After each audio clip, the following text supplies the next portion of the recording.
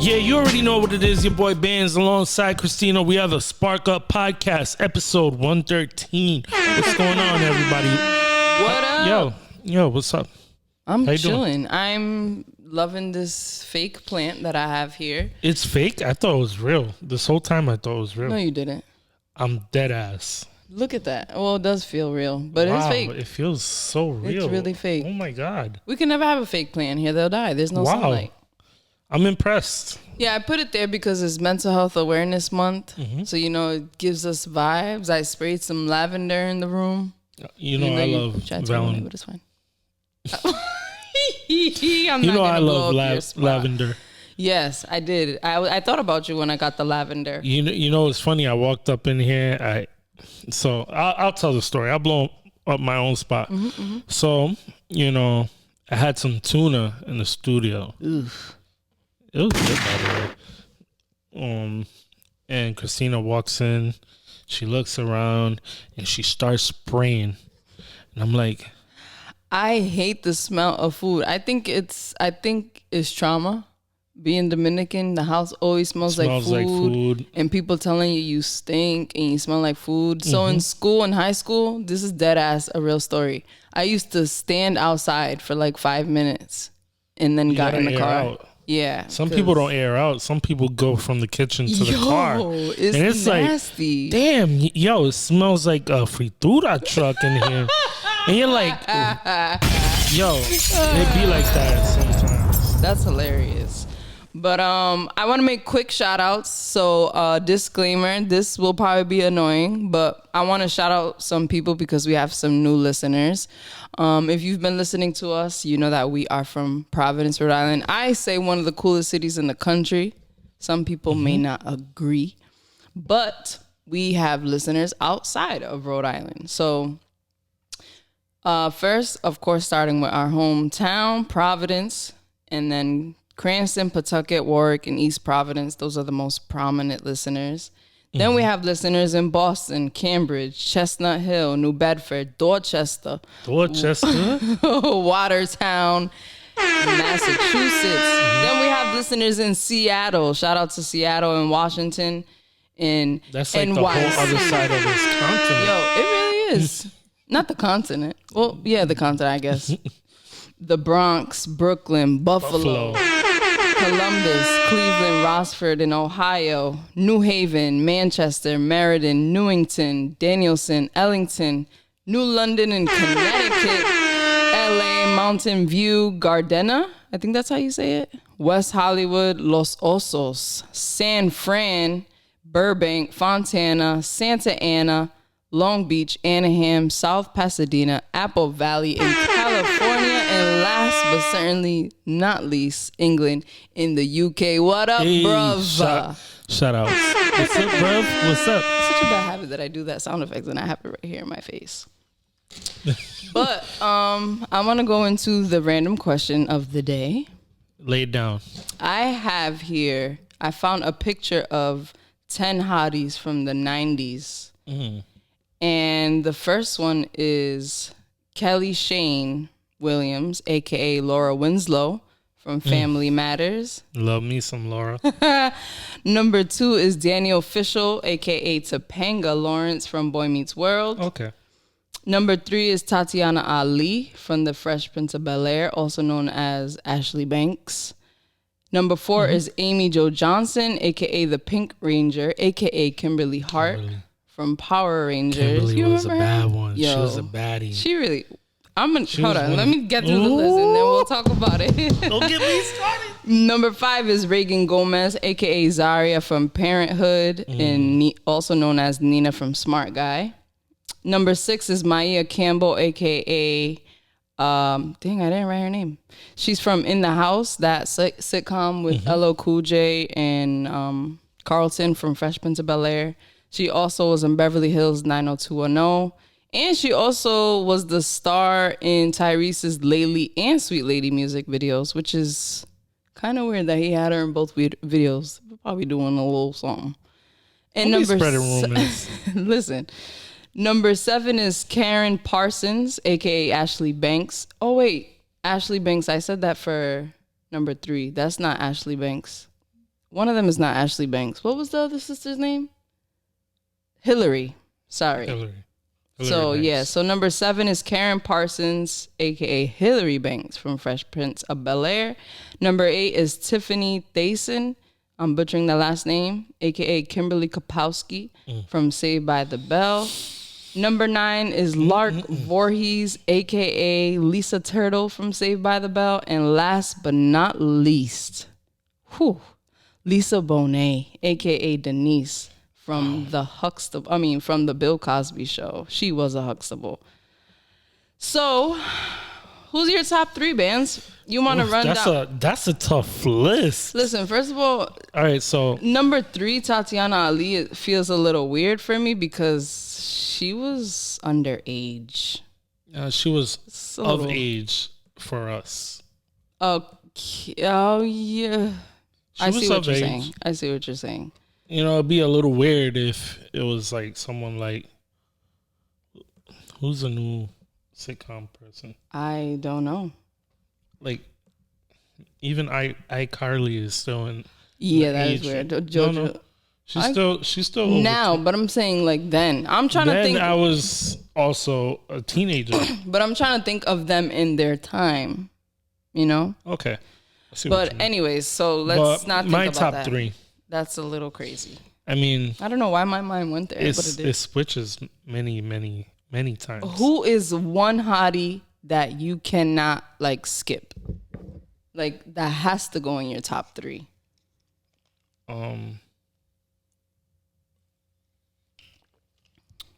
Laura Winslow. Laura Winslow. That's she looked good with long hair, short hair. The short hair. Shout out to the women with the short hair. No makeup when Urkel bust in the door. I see he was onto something. He knew what he was doing. Very on point because she was fine as fuck. Yeah. In my top 3, I would have to put Lisa Bonet as number 1. Yeah, because wow. I'm gonna get hot without even trying to be hot. Yo, you know what I love about her most, and this is really toxic, but that she was crazy. You remember? I don't know. I don't know if you remember. She used to date Lenny Kravitz. They have a child together, who is also very fine. Yes. I would have to go with Kelly Kapowski. Kelly Kapowski. Okay. She's still a baddie. You have a type. She's still a baddie. You have a type. Yo, she's still a baddie. You think so? She looks all right. Have you seen her lately? Yes, I have. I Googled each and every one of these women. Let me tell you. She's fine. My number 2 is going to Topanga because she's overrated. I should have known. She's super overrated. What? She had the little booty too. The mom jeans, long hair. Topanga was flowing. She don't get me wrong, she's hot. Yeah, she's fine. But I think she was like the popular girl that everybody liked her. It was more hype. So it was like more hype than anything. But she was a ride or die. She held it down for Corey. She loved him since they were 5. But did Corey hold it down? Yes, he did. He cheated on her like once in a cabin, but it was a kiss. It was innocent. No, it wasn't. I think he went on to try to. Anyways, we're not here to slander Corey Matthews. I'm just saying, like, to me, she was a little too overrated. Okay. My first crush was obviously Pink Ranger. I think that was everybody's first crush. And honestly, what I was going to say is I should have known I was gay when I was crushing on the Pink Ranger. Her and you know who I love, who I wish they put on here? Jennifer Love Hewitt from I Know What You Did Last Summer. What? Okay. Anyways, you got one more, and so do I. One more. Damn, this is. So you said Lisa. I mean, not Lisa. Laura Winslow. Kelly Kapowski. Oh, and you said Kimberly, the Pink Ranger. Yeah, but that's not the one I would pick now. Oh, she's an honorable mention. I forgot her name. Number 10. Number 10. Oh, Lisa Bonet. Yeah, this. Like the whole mysterious beauty look, like, you know, she's not trying, but she's like beautiful, and you could just, she is so. It's just like, and she still looks good today. Mm-hmm. And I think she's like in her mid-40s, if not already 50. At that point, it just don't matter when you look that good. My number 3 is gonna have. I'm so torn. My number 3. I don't know, because Tatiana Ali was so fine. But then Reagan Gomez too, and Hillary. You know what? I'm gonna give my number 3 to Hillary Banks, Karen Parsons, because she looks exactly the same today. She didn't have a flourishing career. You know, she's known to be Hillary, but she was beautiful and she was funny. So I really like her acting was wow, on point. That's what I look at. But what I was going to say. Now, if I had to number them, Laura Winslow would be my number 1. Yeah, I agree with that one. She's beautiful. She was definitely. She don't look the same today. No offense. She's definitely the girl that you would want to bring home to mom. She gives you that wifey feel. Super wifey vibes. So on my journey you a of lovely dinner vibes. Okay, relax. She's not watching. I'm just saying she looked like the type to cook you dinner. Like a then good hearty meal. After you eat, she's like, "Baby, can I rub your feet down?" Who? Your feet? Yeah, sure. Why not? What's your feet looking like? I don't got terrible Put them on the feet. table. You won't. Nah, that's too much. You're asking for too much. Okay, so on my journey of like finding these women today and what they look like, because we found out a lot of dirt. It's not dirt. It's actually really heartbreaking. And I'm only going to mention this because it's Mental Health Awareness Month. And in our community, the Black community, mental health is really not, I mean, now it's talked about more than ever, but before it was so taboo. So on my journey of looking for these women, I found out that Maya Campbell has been having a very hard life. She was diagnosed with bipolar, and she got off her meds after she had her daughter and started acting up. And there's videos of her asking for crack, asking for money, missing a tooth. She looks like a complete different person. And LL Cool J tweeted one time, I think this was 2013, he tweeted if anybody knows how to contact her. And I guess he did get in contact with her, but I guess she rejected his help. So we don't know where she is, what she's up to, but she lost her mind for real. And her mother passed away and her father passed away and her daughter was taken away from her. So I was so heartbroken when I found out about that because, you know, you look at these stars and they were in this weird time of like Black being kind of trendy. And then we saw the fall of that. And a lot of these stars we never heard of again. Like, I'm sure they still work, but they don't have those prominent roles like they did then. So I just want to say prayers out to Maya Campbell. And I hope that, seriously, you know, she gets the help that she needs. And for everybody out there who is dealing with mental health, you know, talk to somebody. It starts with a conversation. When you spark that conversation on mental health, you don't know where it can take you. So it's very true. But shout out to these beautiful women, and they were so hot. They really, you know what I love about the 90s? They didn't have much makeup and they were still so fine. Now you get girls who are caked up. Let me tell you something, and this is from a male perspective. Oh boy, as if we asked for the niggas. You don't need to do all that much. You really don't. That's if we true. like you, we like you for who you are. And you that's know? on. Period. It's on, really. Why are you so flustered? Because I feel like a lot of women think that men want all this extra. That's true. Which is not true. Like, but some men do, and women carry that pressure. But that's a conversation for another day. Well, let me just tell you, we're not asking for that much. Okay. All right. Well, take your word for it. All right. For those of you that haven't heard, I'm going to keep saying this every episode. I have to find another way to say this, but this segment is called The Culture Shock, where we talk about celebrities and news around the world and their mess and spark conversation based off of that. This is the latest dispatch. Just in our newsroom. Okay. So first I want to start out with some shout outs and announcements. There's a Forward Founders program over at Target Corporation. It's a program built with a team of Black founders and ecosystem partners to address the barriers that exist for historically undersourced founders, aka Black people. Just want to shout out Jamaica Martin, who is founder of Rosen Skincare, who is on the team over at Target, and she helps navigate and pick which brands they're gonna pick.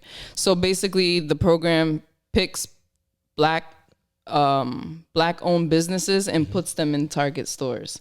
So right now, if you go into Target, there's a whole section of black owned brands, which is new. That's this is the second or third year that this has been happening.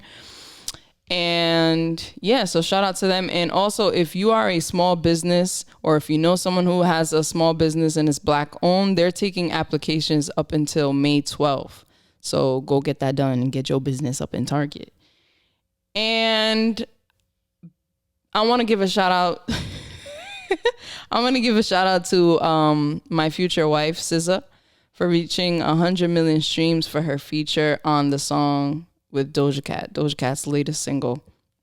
Shout out to SZA, who keeps doing miraculous things over and over and over again. But put your project out, SZA. Come on, you're playing games. I mean, TDE is hinting that something's coming out soon. Yeah, but it's not who we want. I mean, no offense to Isaiah Rashad, but I'm not looking forward to an Isaiah Rashad project.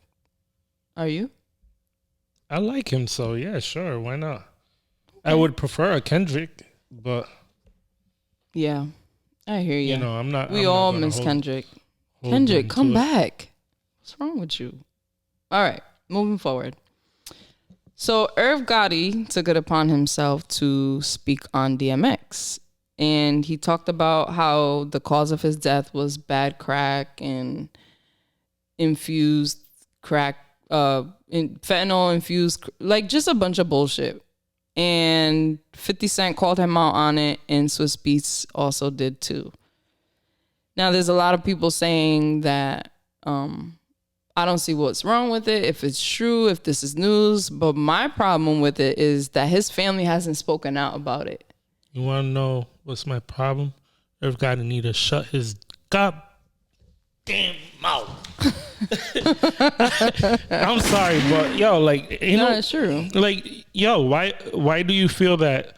Like, you know, we speak about people's business, but there's things that's a little too far. Yeah, that I won't there's a speak line. On. I was gonna ask, where do you cross the line with death and like? I'm not speaking about your dead homies. I'm not even gonna go there unless you know you want me to talk about it. Right. And I'm gonna try to be as respectful as possible, where I won't have to retract any of my statements. Right. You know, because if I have to retract, it means that I know I said something wrong.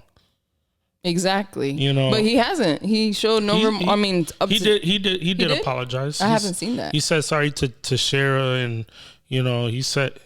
He apologized. Should have never said anything. But First anything of all, you gotta apologize for, you don't believe yourself, and stop believing in these damn conspiracy theories. This is what happens. A lot of people start watching these YouTube videos and thinking that these videos are true. A lot of these videos is people in their 4x10 apartment just talking out of their asses. Like, seriously.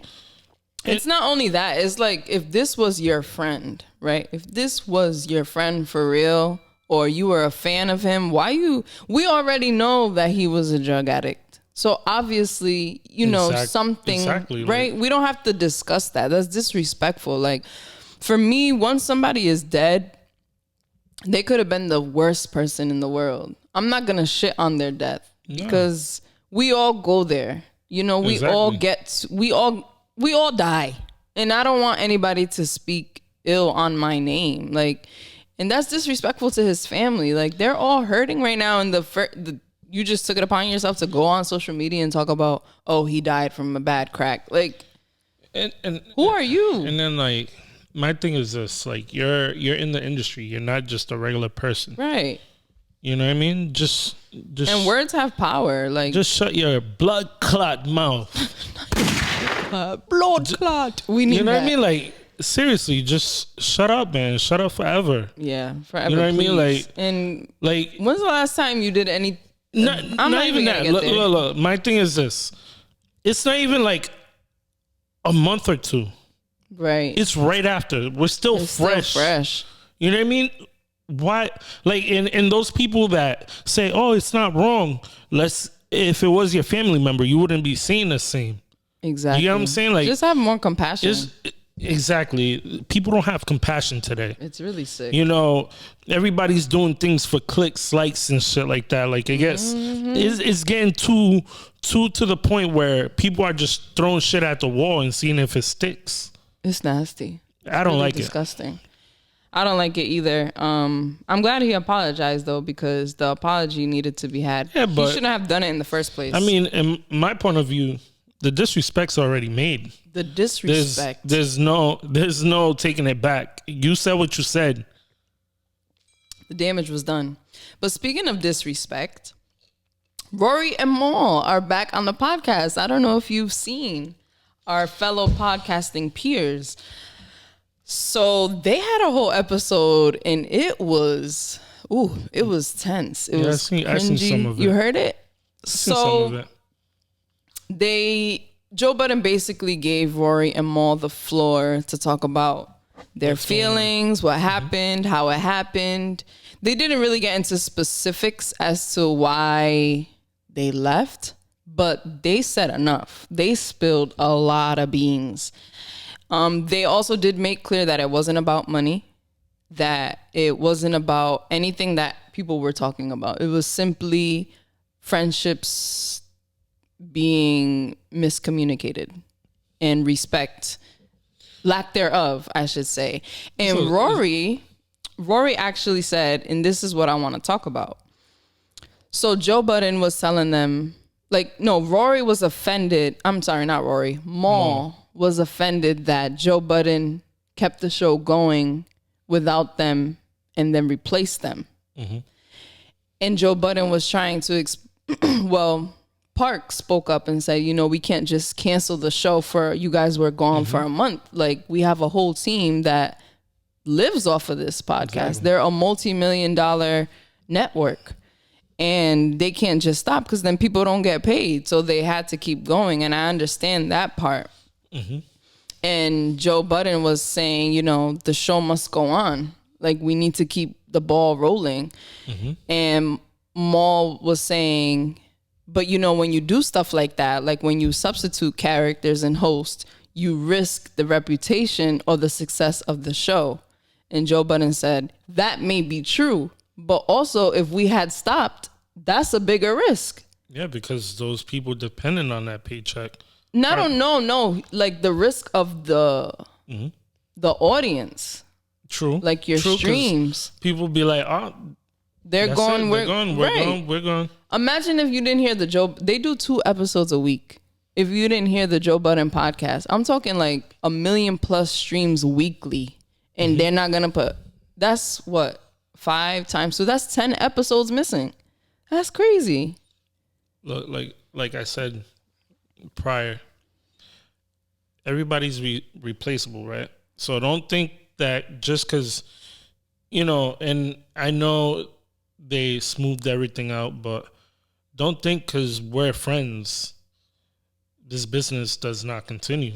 Because there comes a point where Joe Budden's their boss, not just their friend. Yes, but that's not how Mal is looking at it. And that's the crazy part. I wish that's not how life is. I mean, they said that they had a conversation before they came back, but I wish that they had that. I wish that Joe Budden would be more transparent, because I'm going to put us in that position. Mm-hmm.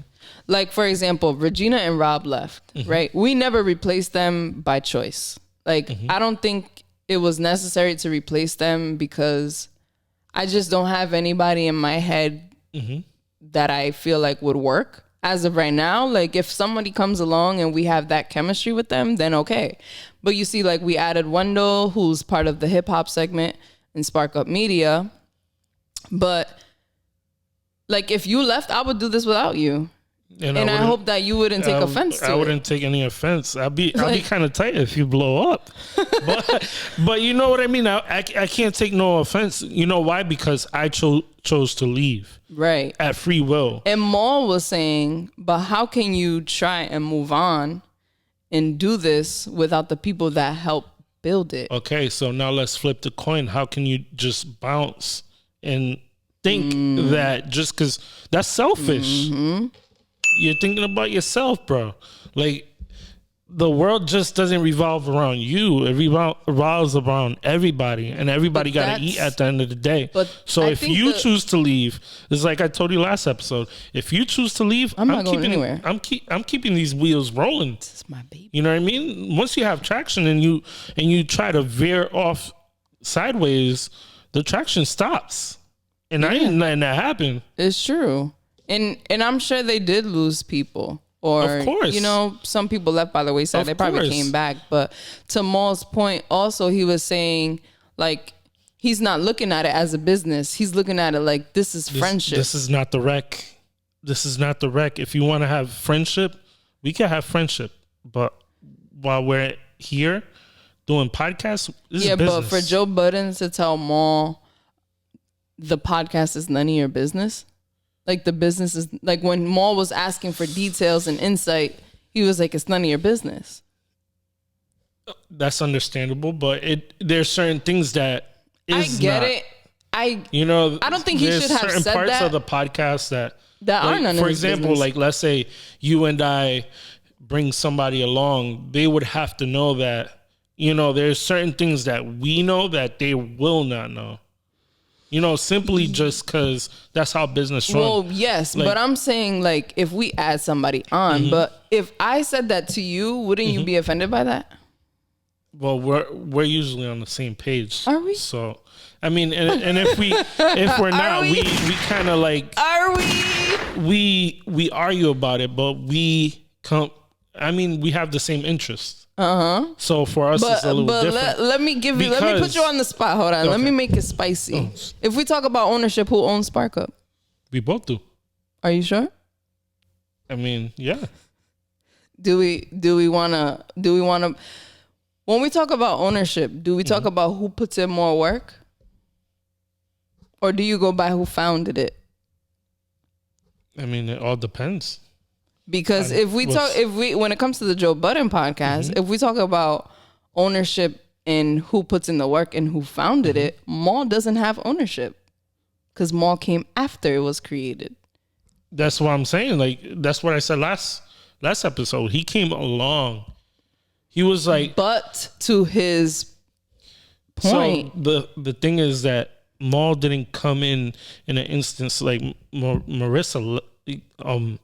She left. Or they kicked her out. They kicked her out. She left, whatever the case may be. And Maul came to replace her. Yes, so but after when Maul came... Outside of our friendship, you're a replacement. Yes, but when Maul came... As bad as it sounds... The streams went up. Yeah, absolutely. The show got 100 times better. I'm happy for the show going that route, but that doesn't mean that you... did bring all those. Yes, but can you understand I understand why he feels like that? He's basically saying, like, yes, y'all were good, but I made it hotter. He put the sauce on it. Do you really think Maul put the sauce? I think he brings a different chemistry. Put sauce on it too, and they were just as good. No, I don't think so. I think the chemistry is different. Is way different, but they did have. It worked. It worked. Because so therefore, Joe Budden, though. True, Joe Budden which is the main piece. Of course. But what I'm saying is, with you or without you, this would have kept going and doing well.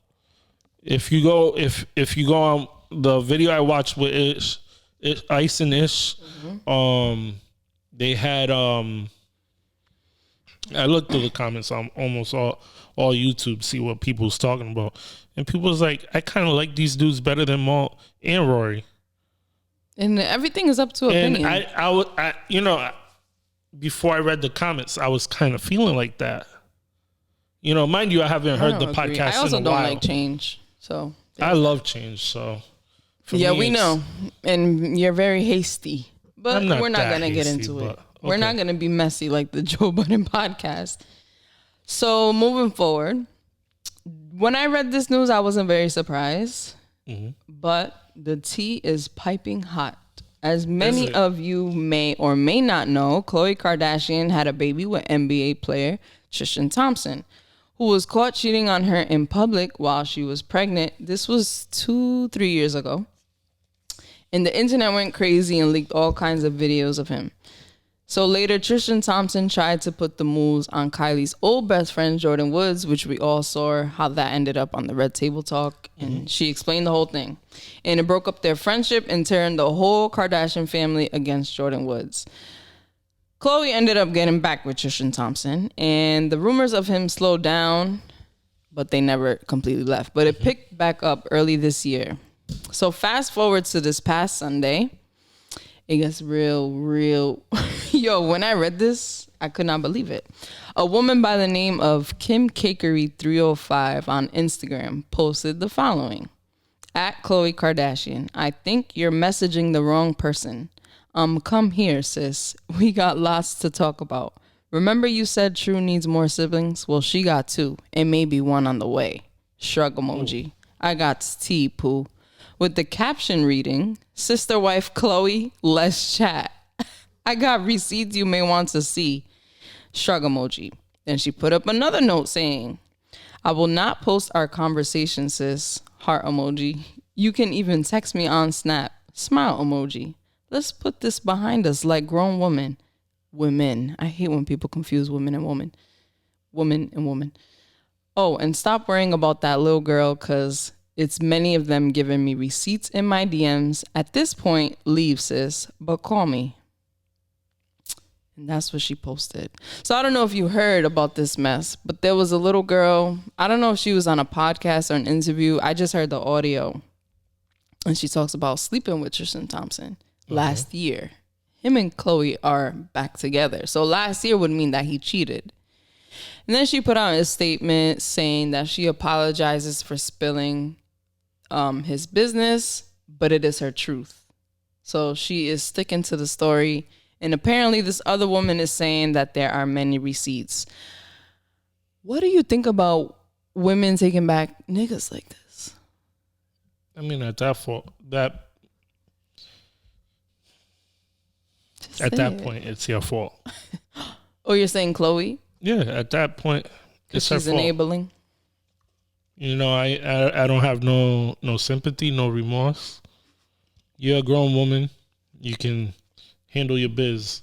I just you think know, it's and great. the Kardashians have cameras everywhere. So oh no, I thought you were gonna say that they put a spell on black men. No, I'm not. You know, the men that mess with them let that happen. That's your fault. But yeah, that's her fault, definitely. I think it's embarrassing. First of all, I mean, but is it really embarrassing? They're gonna make money off this somehow. The Kardashians is over. The show is over. They put their last season out. They'll figure out a way. No, I'm saying it's embarrassing. Like, if I was a side chick, I wouldn't put it out there.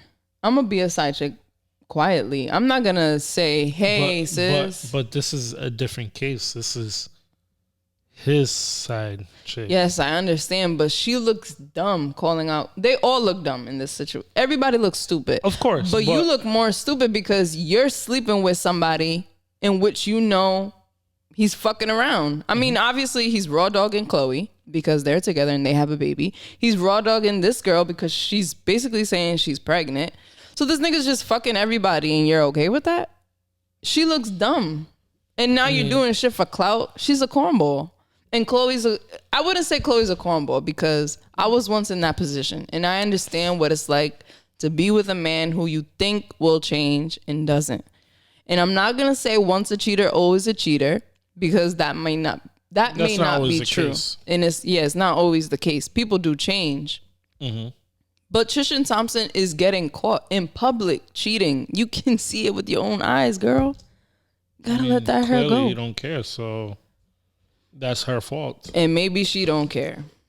What do you consider a ride or die woman? That has so many variations. But for you, what would for be? Me, just someone who rides for me. Like, does she have to die? No. She Do you expect her to stay through the cheating? No. You went like that. You like hesitated. No, because my ego told me yes, but in reality, that's no. honest. You know, it's the raw truth. You know, if I'm gonna be out here raw dogging everything that walks, like, and you're gonna keep me there, I'm gonna stay there because you're letting me do it. You know what I mean? So that's true. But here's my thing: if you're gonna cheat, at least wear a condom. Don't leave the tracks behind, because now what if you catch something? I'm a big advocate for safe sex. So you are, even though last week you did say you have a list. I do have a list, and of women that sticks. That is sick. That's not sick. That's you're sick. That's just truthful. All right. I'm pretty sure a lot of people have a list that they would raw dog. That they would shoot the club dog. Up. I mean, apparently some Tristan people Thompson's are doing list is endless. I mean, he don't have no standards. He's out here for everybody. Hey, but let's move forward. At the end of the day, he's at fault, but that's her fault for taking him back. They're both dumb. They're all dumb in this situation. Everybody's dumb and foolish. And we're talking about grown-ass people doing dumb shit like this. But let's move forward to City Girls.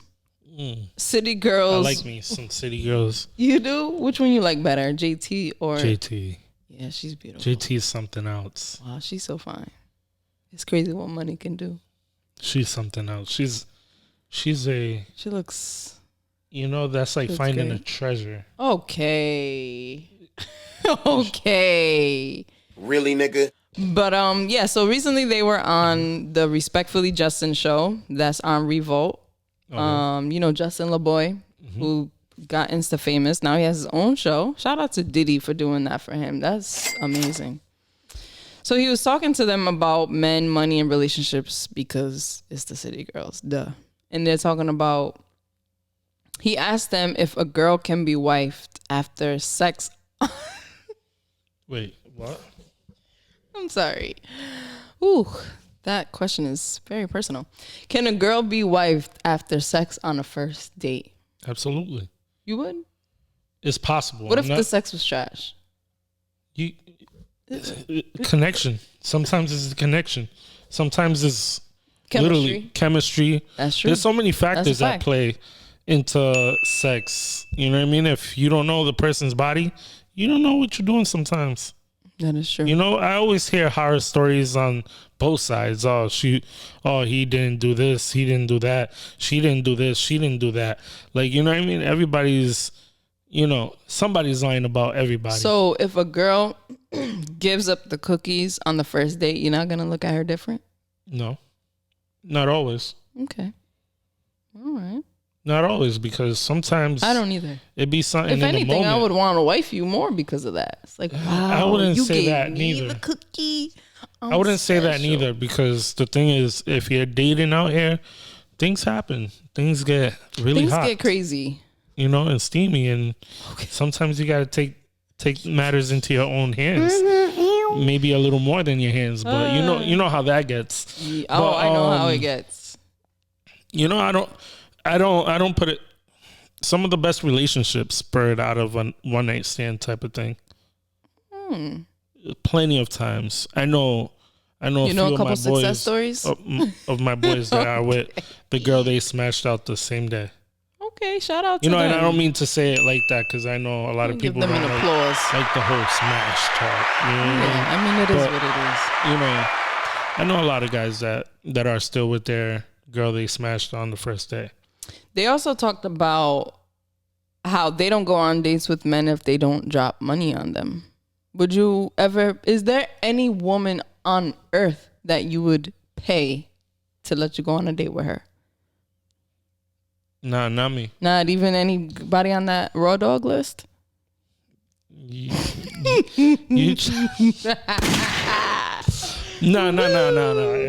If you trying to date me, you got to date me for me.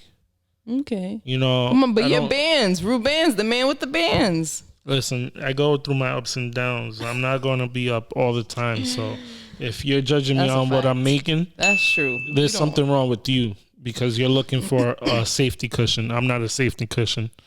How much money have you spent? What's the most money you've spent on a first date? On a first date, $500. $500? What the hell did you buy? It was just Oh, you got money. No, it wasn't that I got money or, we just had a good day. We went to eat out to a restaurant. Dave & Buster's is not cheap. No, it's not. Especially if you're trying to have an hour goes by. If you're trying to have fun at a Dave & Buster's. You get that 1 hour pass, it's over for you. You know what I mean? The pass costs $120. No. Yeah. For the hour? No. The pass, like unlimited everything. Oh, you got real money. You buy 2 of those. Okay. You go out to this to girl a movie. was special, huh? Some girls are special, and you can't listen. One thing. Every time I ask you about women, why do you get so flustered? Because you're a single man. You can say what you want, right? No, You're single, right? I'm definitely single, but you gotta be careful what you say out in these streets. There's always somebody looking to find little clues and stuff like that. That is a fact. Yes, ladies, I am single. Ooh, talk that talk. But if you're trying to come at me because you think or it appears to you like I got money, don't even bother. Okay, but so you spent that's like $300 already at Dave & Buster's. So like where did the other $200 go? Movie theaters, restaurant. Oh, movies. Where did you take her? Huh? Where did you take her? If you gone, you can hear. Yeah, it's a Capital Grill. Ooh, let's go, Banz. Come on, air horns. Taking girls to Capitol Hill. Capitol Grill. Well, you can't say girls. See, I'm broke. I don't even know. You giving, I'm giving ideas? You giving ideas. I'm sorry. No, like, this girl rode with me to the mom and pop spots. Wow. The $7-8 plates. Yeah, but this is a first date I'm talking about. Yeah, first date was that. But like with that also came all the extra. Yeah, but you're saying she rode with you for the cheap stuff. But that wasn't your first date. No, it was our official first date. Ah, okay, official. What's the difference between official and unofficial? The unofficial was not planned. So like chilling. Chilling does not count as a date. I like see if what you you're hit saying. me up like, yo, what you like, doing? Hey, next Friday, let's go to yeah, Dave & like Buster's it was and eat planned. dinner. Like I planned it. I was like, wow. Okay, let me take you out on a date. I see you, money. Okay. Look, and you can't. Let me One see, thing what's is the I most tell my fellas and the girls, don't look at the amount of money that's spent on you on one date because some of those cheaper dates are the better dates. That's a fact because my first date with Kia was, I think we went to Dave & Buster's too, and Dave & Buster's Dave & Buster's have put. Yeah, and I let her beat me in all the games to impress her. Did you, or was she actually just better than you? Listen, I let her beat me in all the games. I didn't let her beat me. I really didn't. And then we went to go get Chinese food. That's it. I probably spent maybe $200. That's probably the most. I mean, it's also my first time courting a woman. My date, I did not let her beat me at all. You beat her ass. Oh yeah, I showed her. I showed her what's up. I showed her what's up. Speaking of beating ass. Oh, what a chick. Speaking of beating ass. This is terrible. I'm not laughing because I feel so bad. Man, but that transition though. It was perfect. I had to do it. So a Florida principal was caught on camera hitting a 6-year-old girl with a paddle. This is very terrible and very serious news. And guess who was recording it? The mom. There's a video of her crying and saying that, she didn't know what to do. She didn't expect them to hit her like that and all this mess. Mm-hmm. So I'm going to read what New York Post said. A Florida elementary school principal is under investigation for whacking. Why do they have to use the word whacking? A 6-year-old girl with a paddle in a shocking incident that was captured on video by the student's mom, according to a local report. Melissa Carter, head of Central Elementary School in Clewiston, was filmed bending the child over and hitting her several times with a wooden paddle. The mother says, and I quote, "The hatred with which she hit my daughter, I mean, it was a hatred that really I've never hit my daughter like she hit her." She's Hispanic, so the accent was there. I'm mad they quoted her directly like this. Makes her sound dumb. The girl's mom told the TV station in Spanish, "I had never hit her." The mom, who wasn't named in the report, said she was called by the school on April 13th because her daughter had apparently caused about $50 worth of damage to a computer. She went to school to pay the fee, but was sent to the principal's office where she found her child with Carter and a school clerk, according to the report. Then the principal started to scream, the tearful mom said. The parent looked around and got nervous after noticing a lack of surveillance cameras. First of all, there aren't cameras in school. I think everybody knows that. The mom said, "What are we doing in this place? My daughter and I alone." So she recorded it because she said she was afraid. And she said she figured she recorded it because if she didn't, nobody would have believed her if she didn't. So the attorney that is on the mother's side, of course, is saying that it's aggravated battery. And of course, now it doesn't matter what happens to this principal. The teacher is left with trauma now and being scared of adults. And also the mom is going through trauma too. The child is. What did I say? You said the teacher. Oh, fuck that teacher or the principal. The child now has trauma because they're not going to trust adults. They're not even going to trust their own mom because their mom just sat there. I would have beat ass personally. That's just me. Maybe. Hey, listen, this is the only time you'll hear me say this. But I would have fucked that bitch up. Period. I'm sorry. Period. I don't condone hitting women. I don't do none of that. But in that case, I would have had to put my two hands on this woman. Yo, for real though. Seriously, because like in the video for $50, so really. And the crazy thing is that the way she hit that child, it was nasty. It was full of hate. Like you feel it, and you could like she was fixing her pants so like she could feel the pain. I don't know how that mom could sit there and record this teacher, you know what I would do is instead of giving this teacher this jail time, I would publicly embarrass her and do the same thing, but you can't do that in America, unfortunately. But what the mom should have done was grab the paddle and beat her ass after she put the phone down. Yeah, but there is occasions. Well, according to what I've heard, the mother is undocumented, so she was scared that if she did do anything, now things are coming full circle. She would get immigration called on her. I'm just stating what I've heard. I don't know if it's factual. I'm just stating what I've heard.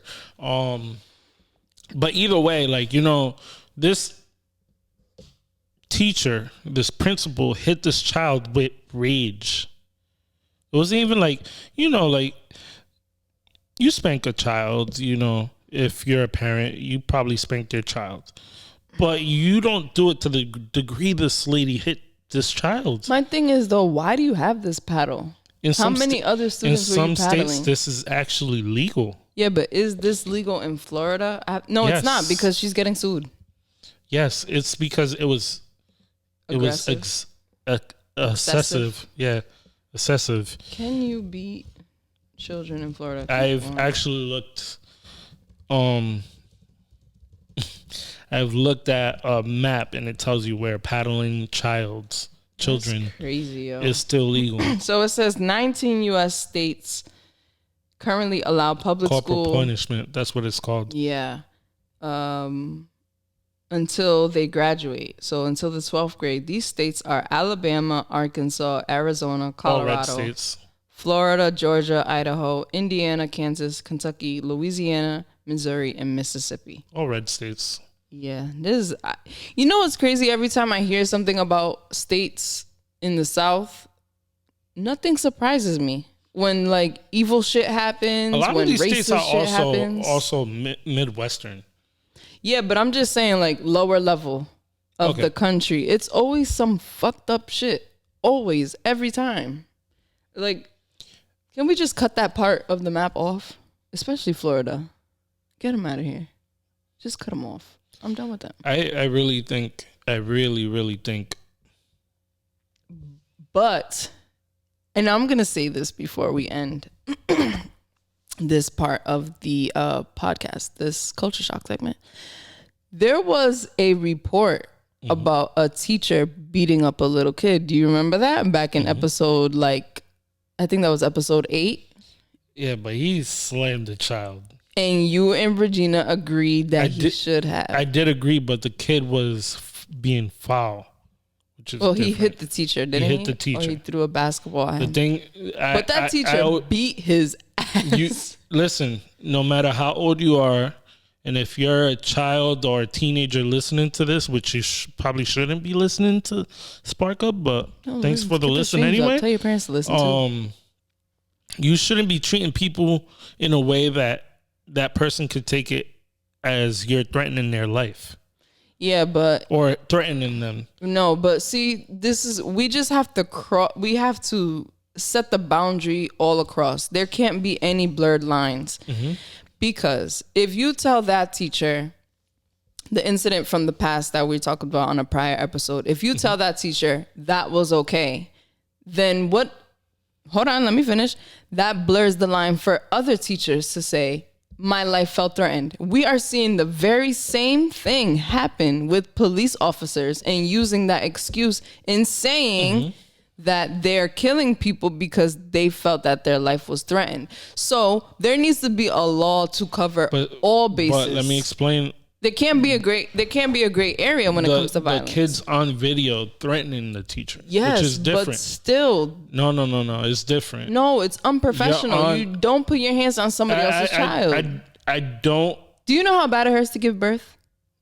No, because I never had a child. Yeah. But exactly. But I do say one thing is, and you know, a lot of people might hang me up for this, but parents at home, teach your kids not to treat these teachers bad as well. You know, and to be respectful, of course. I was one of them I was one of them children that was egging on the teacher, and I'm telling. But I'm saying it because I know what I used to do to teachers. But that doesn't give you the teacher the right to beat somebody else's child. First of all, you as a parent shouldn't even be doing that. Let me tell you a quick story. There was this teacher in 6th grade. She was actually a sub. She was subbing. This is back in Nathan Bishop Middle School. And teacher seemed like a good teacher, but we was giving her a hard time. She walked out of the class to talk to the other teacher from next door. She was trying to tell them, like, yo, look, these kids are uncontrollable. So when she comes in, me and my boy, we slammed the door on the teacher's finger. You see, if she would have hit me, I understand what that you're would have saying. been justified in my opinion, because I hurt her. I understand what you're saying, but that's why I say that. Like, in that case, that teacher, in that scenario, I said, yo, I'm not mad. I understand what you're saying. Now, this scenario, the child's 6. Yeah, but the line gets blurred when you say things like that, because this kid did something disrespectful. She broke something. So now what do you say to that teacher? That teacher's going to say, she disrespected me, so I can hit her. No, it is different, but the line gets blurred. So you just have to set the boundary. I just think that you see, either way, it won't make it right. This is my closing point. There are some professions that you get into that you have to know what comes with it. As a police officer, you have to know that people will resist. You have to know the difference between a taser and a gun. You have to know when your life is really being threatened. As a teacher, you have to know that little kids are disrespectful and they're rude as hell and they're bullies. And some of them are violent. They're coming from homes that are broken. They're coming from homes that their parents really don't give a shit about them. You know, like everybody it's case by case. When you're dealing with something like that, with a job like that, you're dealing with human beings and emotions and lives are on the line. You can't just play like that. The line has to be drawn. You can't hit a student, and if you do, you lose your job. You can't kill a black person, a white person, an Asian, nobody. I'm with you on that. That's it. Period. Point blank. You know, but we have to also teach our kids, of course. But on the other side of that, you're not laying hands on my kid. My mom was not going to my school like that. If I knew who this principal was, I would beat her. And if not me, I'm going to find somebody to do it for me, allegedly. But I'm going to do that, allegedly. But yeah, like, you know, today I would have, if this teacher is... It's crazy. If this teacher stumbles with this video, stumbles into this video, I'm truly sorry. I didn't mean it. And, What teacher? The teacher we slammed the door on. Oh, oh my God. I'm just saying it, because, I feel bad. Today I feel bad. Okay. Because I know... Or you're a different person now. Obviously. And the thing is that, maybe I was acting out at the time. But that's my point, and that's why the line has to be drawn. And that is it for the culture shock today. We've had enough of this hot-ass mess. So now we're going to take it into the interview we did with Roberto Gonzalez. Christina? Yes. Roberto Gonzalez is a community leader from Rhode Island, founder of STEAM RI, a youth program for science, technology, engineering, arts, and math. We talked about the school system, the impactful work he's done with the youth in Rhode Island, hip-hop, and more. Enjoy the interview. Here on the Spark Podcast, we have guests who not only have accolades, but also have a story to tell and passions that are very important and impactful to other people and influential. And we had the chance to team up with Roberto Gonzalez, who is not only the owner of STEAMbox, but he is a leader in his community and he works closely with youth. And he has a education background. But without further ado, you introduce Roberto Gonzalez. Hey, Hey, ¿qué lo que? Roberto Gonzalez. Don't press any buttons. We don't know what they do. Y'all are messing with buttons over there. What's up? I'm Roberto. Hi. Yeah, so tell us who you are. Not who you are, because you already told us who you are, but what you do, where you're from, and all that good stuff.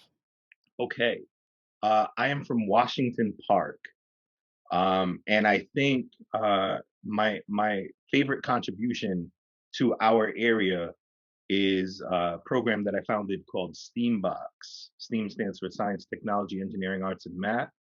I hear Ruben talking about how you guys talk to your guests about their passions, and STEAMbox works the same way. STEAMbox talks to our students about their passions, and it's my job to make a science project out of their passions. And I'm telling you, it's the time of my life. I'm having nobody loves their job more than I do. Now, did you always start working with youth, or like what did you want to do originally? What did you go to school for and all that jazz? Man, I was making more money in high school probably than I am right now. In high school, I was a DJ, and you start out doing like the parties and stuff like that. But when you figure out the business end, then you're doing weddings. And then you're marketing yourself and you're doing 2 weddings a week, right? And if the weddings are paying, 600 plus each, you're making a lot of money. You know what I mean? You're making like $4,000 plus every month. Sheesh. I know. That's decent money. I know. Especially out of college. Yeah, like I was doing all right. And I realized lately when I was doing a podcast like this, we have some of our students' favorite rappers come on the podcast. And in talking to them, I noticed that we have that in common, that a lot of them are educators also. But what happened was I went from hip hop to education. I went from DJing to promoting to producing. I went to Emerson College after classical high school. I went to Emerson so I could learn productions even more in the studios until like 3 in the morning and stuff. Um, but something happened and I didn't know what it was. And my calling pulled me back to Providence to work with students in education. That's that Spider-Man thing. That's that with great power comes great responsibility thing. Mm. But if I could just tell you, like, I just figured it out in talking to these people, because some of our students' favorite rappers, as they come on, because they're also educators, which I found to be weird, right? Like a weird coincidence. They shifted around the same time. They shifted, and I'm talking very late 90s, early 2000s. And in the late 90s, what happened was the biggest icons in hip hop were murdered, and hip hop changed. And it's not until now that I'm processing that hip hop kind of turned me off around that time. You know what I'm saying? I started listening to other music. I started expanding, but the flavor that I was bringing to productions was definitely not what was hitting. It's definitely not what was making money. It definitely wasn't cash money. Um, so, I, so I made a really easy jump and decision into education. And again, this has been therapeutic for me, the podcasts and such, because it's only now that I'm discovering that that was a major factor, right? Like the death of Tupac and Biggie. And you were recently recognized in newspaper. Was it? It was a newspaper, right? They wrote an article about you. There's there's a lot. I was talking to reporters today.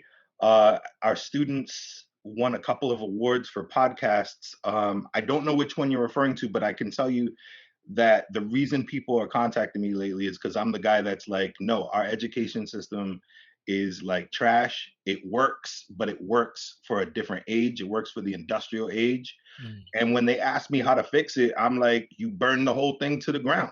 There's nothing redeemable in our education system right now. There's nothing redeemable in our education system right now. So even though I don't know which article you're talking about, I would imagine that it's probably me, the fiery large Puerto Rican who's like, burn it down. Mhm. What should they start with if there was one thing they should start with? To rebuild, Mhm. if they were rebuilding, uh man, there's so many different areas. One, the first thing that we talked about off the air and on the air today was starting with the youth passions, starting with their passions and interests. We should be learning through their passions and interests. It works for STEAMbox. That's why STEAMbox is so good at keeping students and getting students, because they know they own it. They know that we're talking about what they want to talk about, and I can make any lesson around what they want to talk about. And let me throw another one at you. I would say that if the kids in our neighborhood look like us, then the teachers should probably look like us, or at least This a is true. wide net of them. I think it's important that we have white representation. I think it's important that we have representation from everybody. But what I found in my son's middle school was that every teacher there was a woman and every teacher there was white. So there's literally no diversity. There's no diversity. I know Providence Public has a little bit different, but I know that we're not keeping them. I know that we got the dopest teachers coming in, black, brown, non-binary, coming in, and they're the first teachers that we chase out. Mm. So, and if we are gonna address that, I don't think we could do it with the current teachers union contract. I got to drop that out there too. Yeah, the whole like basically the tenure, the senior, like being grandfathered into this school that even though you're not doing well as a teacher and your students aren't learning, you still have the right to keep your job, which is so insane. Like there was recently a teacher, which you probably know her because I think she was there since classical opened, if I'm not mistaken. I forgot her name because I didn't attend classical, but she used to fall asleep in class. Yeah. I Like know. people would tell me, Yeah, like, "Yo, there's she a was there teacher. while I was there. She was that old and she didn't want to leave." And granted, I'm sure, once upon a time she was a great teacher with lots of energy, but it's kind of like politics. Like people's mindset, like it kind of, It dwindles. yeah, dwindles or like expires. Like they don't, they can't really relate to the times. They don't reflect the beliefs and the children that are in school in that generation. Especially now, kids are so smart. I mean, I think kids have always been smart, but now with the technology and YouTube and like just the world at the palm of their hands, they know so much. You can't fool kids anymore. And so, like, all the stuff that they're learning, not to say that they shouldn't be learning it, but there has to be a different way that they can learn it so that they can be engaged in learning and be excited about learning, because all you hear is kids saying how boring school is and how Mm. they don't want to go to school, or I don't want to read this book, it has nothing to do, or like the famous line, I don't need math. Like, what am I going to do with geometry when I'm older? Which is true, but like, you need to learn these things. You need to do these things to pass, to get to the next level in school. But how are you as a student? Did that affect your, like, did that have to do anything with your passion because you were a student who needed? So yeah, so here's wow. Uh, Hold on. I want to go back to your teacher example because I know what teacher you're talking about. I Mhm. had a teacher there who because I was a lazy student. I was that student who didn't do a lot of work. I goofed around a lot, and believe it or not, so did our mayor Jorge, right? Because he was in my class, right? So Mhm. Jorge was actually the class. He was like class clown kind of Yeah, dude. he talks about it. Yeah, he and he's not now, right? Like he's a totally different person now. But we were smart enough. We knew when to get the work in at the last minute. You got to get all this stuff in.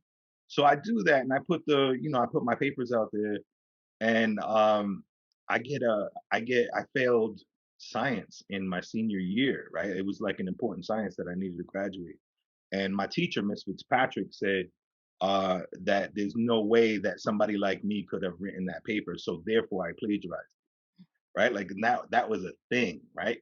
That Wow. was that's one of those things that I wouldn't call that a micro, but I wouldn't call that a full on aggression, right? That's just like she's wrong, right? Like she's wrong. It's definitely clearly like race infused, but it's wrong. But we have students who, when we had the new commissioner of education on the podcast, and she's asking, "What do you need to succeed?" And our students were like, "It'd be nice if this teacher didn't call us the N word." You know what I mean? And nothing happens. That teacher's still there. I saw this happen one time. I saw a teacher call a student the N word, and they made me go to like union court, right?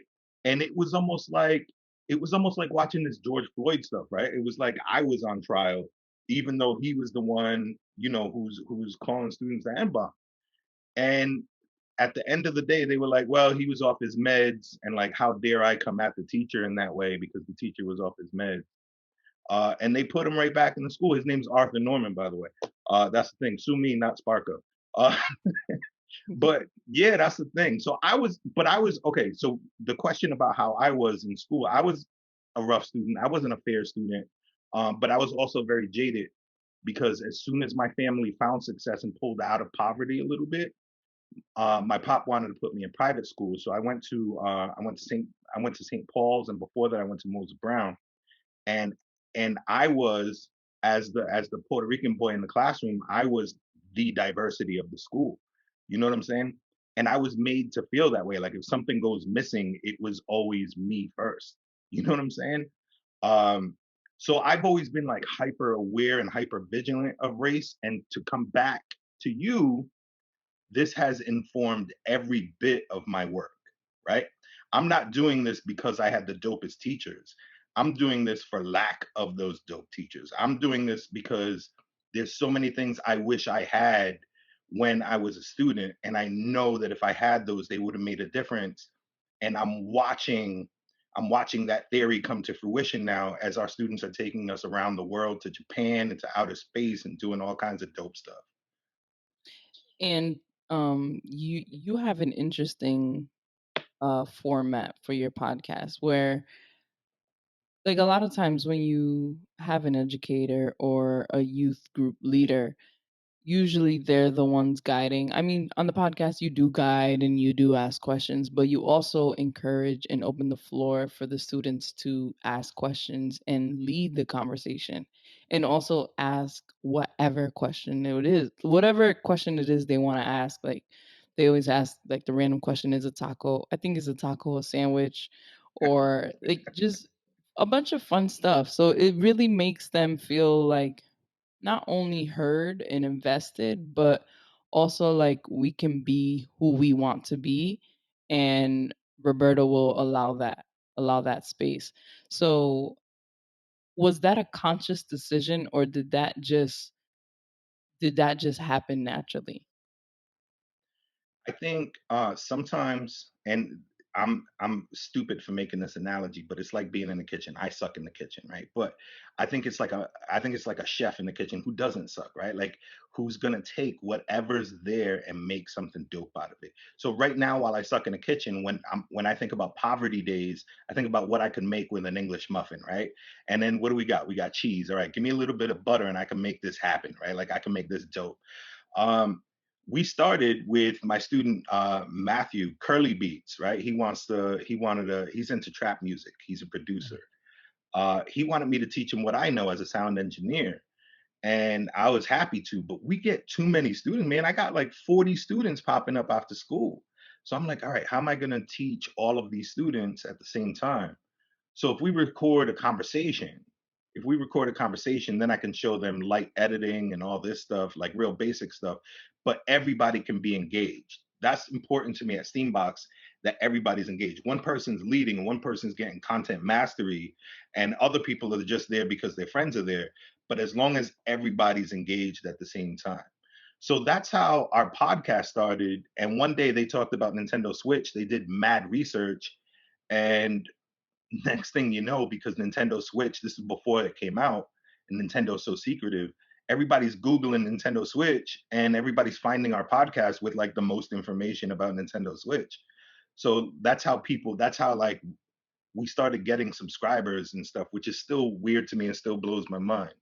But I think the most important part, and here's where I tricked you, Christina. Here's where I tricked you. The most important part is having these dope people who look like them in the community come on to the podcast and share their knowledge with the students is a micro level of mentoring. For one day, the students got Christina to mentor them on podcast mastery.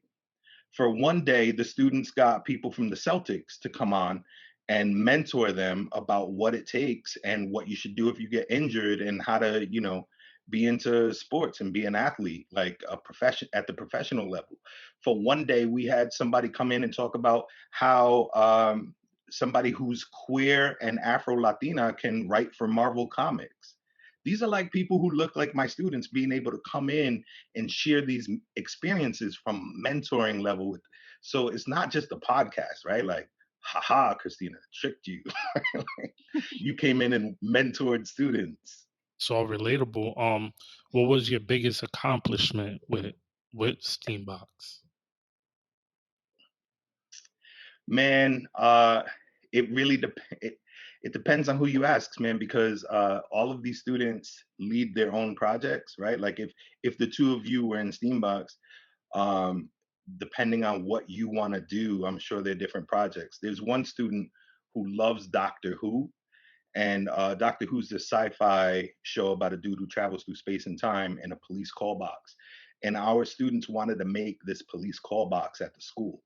And I'm like every time I can't help it, right? Like every time, like we're in a school, we ain't got no materials. Like, what do you need? Tell me what you need. I'm gonna get it for you. I'm thinking this thing's gonna look like a porta potty, right? It's a big blue. I swear I thought it was gonna look. I'd have been proud if it looked like a porta potty, but yo, this thing can be on the show, and you wouldn't know the difference between our TARDIS and their TARDIS. And we put a photo booth on the inside, and the students had friends and took pictures with their friends and all that stuff. For that student, like he made the TARDIS. You know what I mean? And he made it so that it metaphorically travels through space and time with a photo booth. We got another student who took this podcast to study animation in Studio Ghibli in Tokyo. And these are students outside the country. These students from the hood traveling outside the country, and they did the work. I didn't plan the trip. I told them how much money we could spend, and they got our apartment, our van, the plane tickets. They did all of that themselves. So this is their accomplishments. But I do have one student who was ready to drop out of school when his teacher brought him to me, and she said he's going to be down with what I like. So I'm trying to get to his passions. He loves Star Wars and Halo and stuff, space stuff. So his idea was to send this thing to space to take a photo of the Earth. And again, I'm like, but my job is to say yes to that. I say yes. What do you need? That's what I do. Inside, I'm like, we're gonna send some shit to space. Yeah, right. You know what I mean? And we worked on it and worked on it and worked on it. Mark Echo donated clothes, so we all launched in Echo gear, and we sent this thing to space and took a photo of the Earth. And now this kid who was ready to drop out of school stayed with school so that he can continue working on that project. And then he ended up at Worcester Polytech. Like, that's one of the dopest schools, and that's a dropout candidate.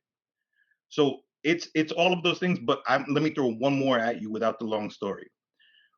When we left communities to start STEAMbox, from like an alpha phase to an actuality phase, we were from the central community. But when we went to Alvarez High School, one of the students who was real meek and quiet transferred schools so that she could stay with STEAMbox. And she did a lot of work with STEAMbox. She graduated. She was working at Taco Bell for a while. I think she's working in the medical industry right now, but it doesn't matter. My point to you is, even if she was working at Taco Bell, those are my greatest achievements. Those are STEAMbox's greatest achievements. Wow, that's dope. That's dope. I appreciate it. How is it? Because you have a son, right? Yeah. So what does your son think of dad? Because at home, your dad, and with I mean, I don't know. Like for me, for teachers in school, they would always kind of feel like a father or mother figure, depending on who it was and in the relationship, because there were those random teachers that would allow you to be who you are and encourage you to be great. But what's your relationship like with your son, and what does he think of everything that you do? Three things. One, I'm the best dad ever. Right? Like, I'm very confident in saying that I'm the best dad ever. With respects to your dad and all this stuff, or whoever you love or think is the best dad ever, like, I'm super confident about this. But here's the up and the down. The up is that exactly what you said. There's so many people, like the last girl that I mentioned who transferred schools. There's so many people um, who we consider each other family. Like, I love my students. I know they love me. They can crash. They can do whatever they like. Some of them have horrible homes, and we're like, word, come with us to Thanksgiving, and like, they get welcomed into our home. This is where I'm lucky that my son, real early on, not only accepted that, but I think and encourage that. Like, he knows that that's extended family. He knows how they feel about me. He knows how I feel about them, and he's never, not even once, had a hint of like jealousy or anything like that. And half the time he's along for the ride for some of these things. He did come to Japan with us once. The downside is having been to Japan and having so many video games and technology and all this other stuff always in the works with STEAMbox. My son's so over it. He's so over it. Like, he nothing is going to excite him right now. He's gonna be like, cool. He hugs me probably way more than normal. We love each other, like, just ridiculously, but he's so over, like, you can't make him excited about things. Just can't. Not impressed. He's seen You everything. expanded his mind so widely that now is like, you gotta top Japan. How do you top Japan? Man, there was one week where he met the voice behind Ash from Pokemon, and she like whispered something into his ear in like the Pokemon voice or whatever. And Timac from The Last Dragon. Tell me y'all know Timac from The Last Dragon. The Glow. I Anyways, know the Last Dragon. Timac from The Last Dragon. He's got the glow. He fights Shonuff, the Shogun of Harlem. Sure enough. Shonuff. Timac signed this thing for him that says you've got the glow. Like he had this like 1 week where all of this stuff happened. Yeah, he's just over it. Wow. These are norms Who's for the him. meanest? Who's Yeah. the baddest? Yes. Yo, if I was a kid and Timac told me that I had the glow, that would make my life. That would make Right. my life. And you also do I guess it's kind of a contradiction, right? Like where you take hip hop and education and the youth and you put it together. And for so many years, especially the white community has told us that hip hop is the reason for the violence. Hip hop is the reason that the kids are doing what they do, or it's not good, it's bad influence. And you hear rappers doing what they do, and of course, a lot of them are also rapping things that they're not really doing in real life. And I think when you get older you realize that it's not really what it seems. And so were you ever hesitant to bring those two worlds together? No, no. I think there's somebody who we were talking about having on as a guest recently, and as we were talking about this, I started wondering because this person is he's a DJ and he's out there and he's a white boy and he's crazy and he swears a lot. He has a lot of like really like he be like, let me in, I'm trying to f right. Like and Wow. he's wild, and I can see why the students want to talk to him and I could see how he'd be fun. But sometimes I'm looking at parameters of the conversation beforehand, right? Like, Hmm. is this healthy for our students? I don't mind if somebody swear, like our students swear, right? Like our students, like if it reflects things that they see every day, those are learning moments, and I'm cool with it. But sometimes if something's over the top, I think twice about having on. But and what's funny is I'm giving you the white boy example, and to be honest, that's the only one I can think of. The other rappers, like I know there's a natural instinct, I think, when you're working with youth to want to share what you wish you had learned then. You know what I mean? That's what I find with a lot of these people. And so what has surprised you most about youth? Because for me, like I have a 6-year-old, and some of the things she says I can't even believe that she would know how to make sense of what she just said. And I think that a lot of times people underestimate children, especially young kids, especially kids of color, like black and brown students. So, what is something, if any, that has surprised you while working with the students? It's I it's not the good stuff. I come in expecting like I know that they're dope.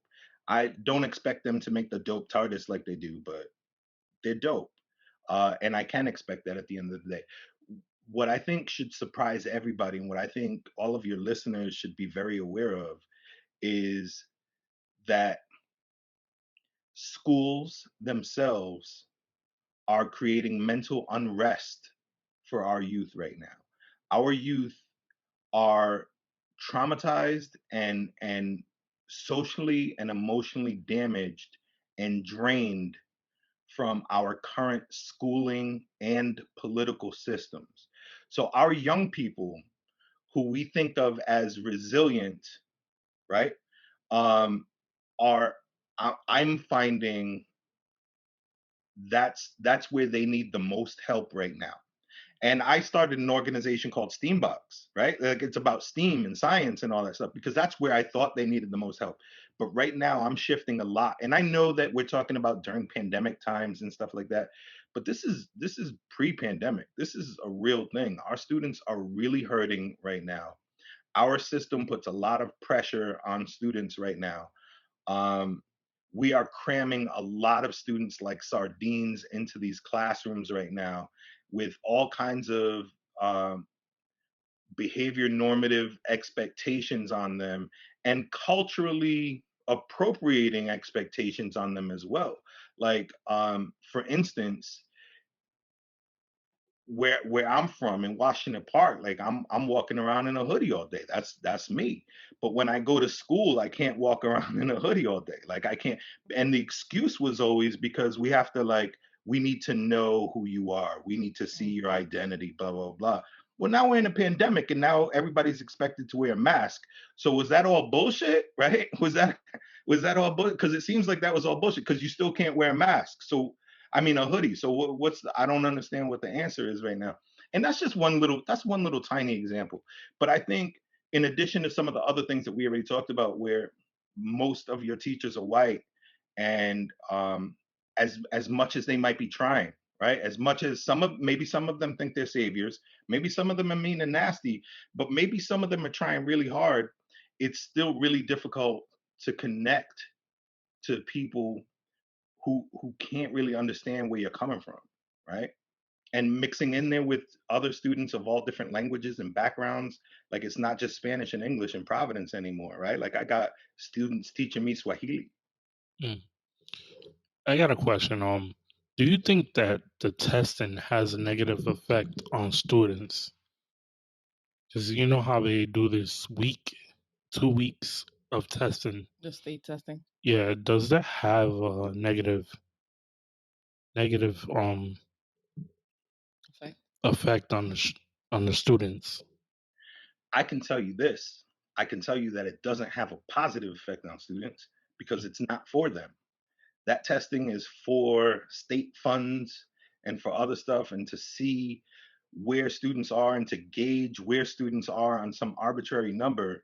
It's not for the students don't benefit at all. Maybe generations of students are going to benefit later by one district, underperforming. So we're going to put a little extra into it, but none of that is directly for these students right now. And for every minute that we're doing that, and it's not just 2 weeks here, it's 2 weeks here and another 2 weeks there, and then some other test and some other assessment. Every minute that we're doing that, we are taking away from the momentum of them actually making a meaningful connection in the classroom and actually building momentum on their own work and on their own projects. So Steambox has been very successful, and it will continue to be even after the students that you have now leave, right? You'll continue it. Have you ever considered taking your leadership to a different position, or like going into teaching, or I don't know, being the mayor, or just taking your leadership skills somewhere else to, I don't want to say make a bigger impact, because what you're doing with STEAM is amazing, and those students, it will change their lives. But have you ever considered doing something else? I struggle with sustainability, and so no, I don't ever want to, like, I love the work that I'm doing now. I love that, yes, I'm the executive director, but I'm also on the front lines. I don't ever want to be in the classroom as a teacher because it's so restrictive. You have to play by the rules of, again, not a broken system, a system that works great for 1960s Pawtucket industrial, you know what I mean? Getting people in line and knowing what time lunch break is and stuff like that, right? Um, I don't ever want to try to manage being in that system. We have talked a little bit about like a STEAMbox school. um, Again, I find that maybe a little restrictive. I think the best thing would be to be able to replicate the process. But here's the problem, Christina and Ruben, right? Like, if the three of us were going to do it and I wanted to expand with you guys, I think I can tell everybody the secret formula. And I did a TED talk on it and I said, here's my secret formula. And I knew that other people weren't going to be able to replicate it, even though I can give them the Krabby Patty formula.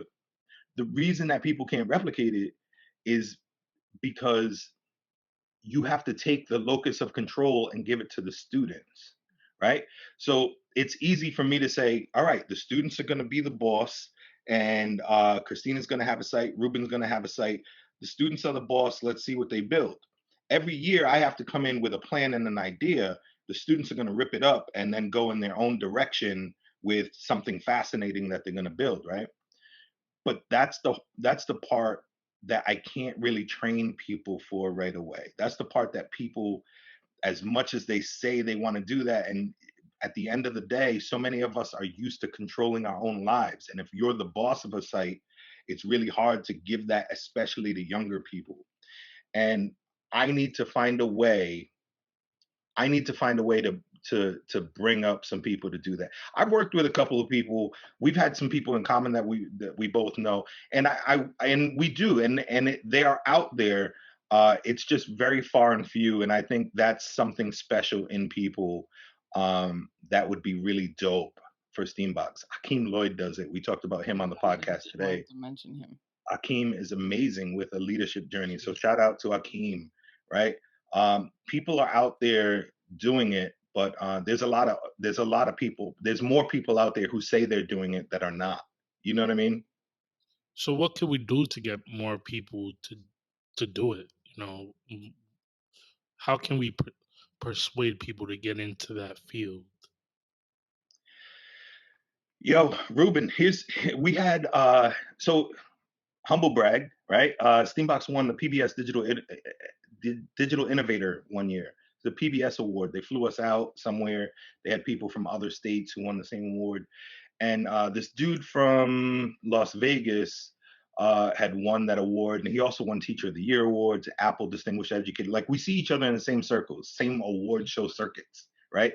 His name is Sexual Chocolate Teacher or Chocolate Teacher something. Or, that's like his personal thing. But He's from the South. Mike Lang. He's from Las Vegas. So we had him on the podcast, and the students were asking him the same thing, right? Like, if we want teachers who look like you, we want like young Black teachers, young Black men teachers in the classrooms. Like, why don't we do it more? And he says, if I'm being real with you, why would we want to go back to the places that traumatized us so much? And man, that shit hit me so hard. It hit me so hard because he's so right. He's so right. Right? Like, why do people, especially when the money's not there, like, there's not other great incentives and reasons for young Black and brown people to go into education other than their gifts and calling. But we also have to deal with, we're asking them to go into the places and work with the people who have given them nightmares for so many years. Yeah. You guys, can you say what? Especially with the system being so broken. Do you have a system, Christina, a memory that of like something in school that maybe turned you off? Yes, I do. I remember vividly. Her name was Mrs. Morales or Miss Morales. It was in the third grade or the sixth grade. Maybe I don't remember as vivid as I thought I did, but I think it was in the sixth grade. She was my history teacher. So you were somewhere between 9 and 12, which is significant in itself. Yeah, and I remember her telling me, "Go ahead, keep being silly. You're never gonna be anybody in life." And I believed her for a very long time. To this day, I mean, I remember it. So to this day, I always have her in my head, like, I can't be who I am because I have to pretend to be this person that I'm not if I want to be somewhere. And a lot of people of color carry that into the professional world, right? We snap or we use like the white people voice, like people say. You have to assimilate, you have to adapt into these spaces that people that look like us aren't in. And so you feel like you can't be yourself. You feel like you can't crack a joke or you can't dress a certain way or say certain things. And that stuck with me forever to this day because it was so impactful. She's an authority figure. Of course you believed her. How about you, Ruben? Me,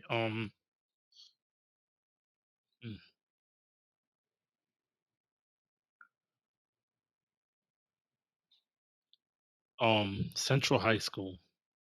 One of the principals, I was a class clown. I used to joke around. I used to be in detention a lot. And one day he told me, like, yo, you're not gonna be nobody, just like that. And he called my mom because you remember when they was doing the freedom fries thing, Yeah, like '01, '02. I didn't stand for the Pledge of Allegiance, and good. they made a big deal about it. Like if I almost got expelled. Yeah, Let's put it that way. And he called my mom. He was like, "Your son's not gonna make it." Just talking so much about me not doing well, and just because I didn't stand for the flag, you know. And ever since, I always had that not in my mind, but like I've always been challenging myself even more because of that. You can say like, Like it motivated you. yeah, like it fueled my drive to do other things to be better and try to escape the statistic. 3 out of 3 between us have been told that we're not going to be anybody by our teachers. Three Mm. out of three, 100% of the black and brown people on this call right now have been told that they're not going to be it. 100%. Even if that 100% doesn't hold true all the way down the line for all of my students, I mean, given the odds that we just made, you tend to think that most of them have heard that at some point Mhm. from an authority figure, from somebody who they would believe, from somebody who they listen to. Man, how important is it to balance that and to counter that? You know what's the crazy thing? The the few people that have told me like, you know, that I could do better were always teachers of color. I had this in sixth grade, Mr. Mosley. He became a principal. Dr. Rudy Mosley, I'll tell Yeah, him you said that on a meeting with him he tomorrow. you know, I went to Nathan Bishop. We was bad kids. Like, you know, we were bad kids. I'm not gonna lie to you. We would run in the hall. You know, I remember this one time. Um, the principal, Mr. Cox, we so they gave, kids go through puberty. And they gave a whole bunch of shaving creams, What? a whole bunch of stuff for the kids. That didn't go well. We used it all in the hallways, ran up and down, like just like, Doing and the most. Mr. Mosley always was that one teacher that students would listen to, and he used to tell us like, that's not the way. You don't need to do this. Mm. There's better ways, and he tried to find the good in the students and try to guide them. Although sometimes he had to lay down his pen and give people detention, but he really tried to like help the students. He's filled with positive energy. He's a positive energy dude. Yeah, I got a few teachers that um Do you know I never had a black or a brown teacher in my really, life. Mm, Never. I had a few. never. Not at any level. Wow. Well, you also like. I mean, for those who are listening, not from Rhode I'm Island, but older. I'm not only older, but I think because of the schools that you went to Moses Brown, which is a private school, Yep. and then you went to classical, which is the best high school in the state. So, they're Hmm. recruiting people who are better for the Yeah. job, right? And So, of classical course, had a couple of teachers who were of color. Just I never had those teachers. wow. Yeah, I had a few. I had Mr. King actually took all of our he took all of our classes to the court in Providence. Actually, To I the think core. court in Providence, eighth grade.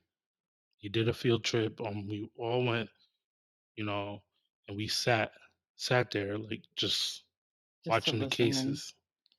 And he told us like, You know, you could choose to be one of the people, you know, fighting their case, or, you know, be one of the people be like in the jury or doing other things other than being there, which for some weird way it kind of always sat in my head, you know, in times that, you know, you think you might do something wrong, that little voice pops in your head.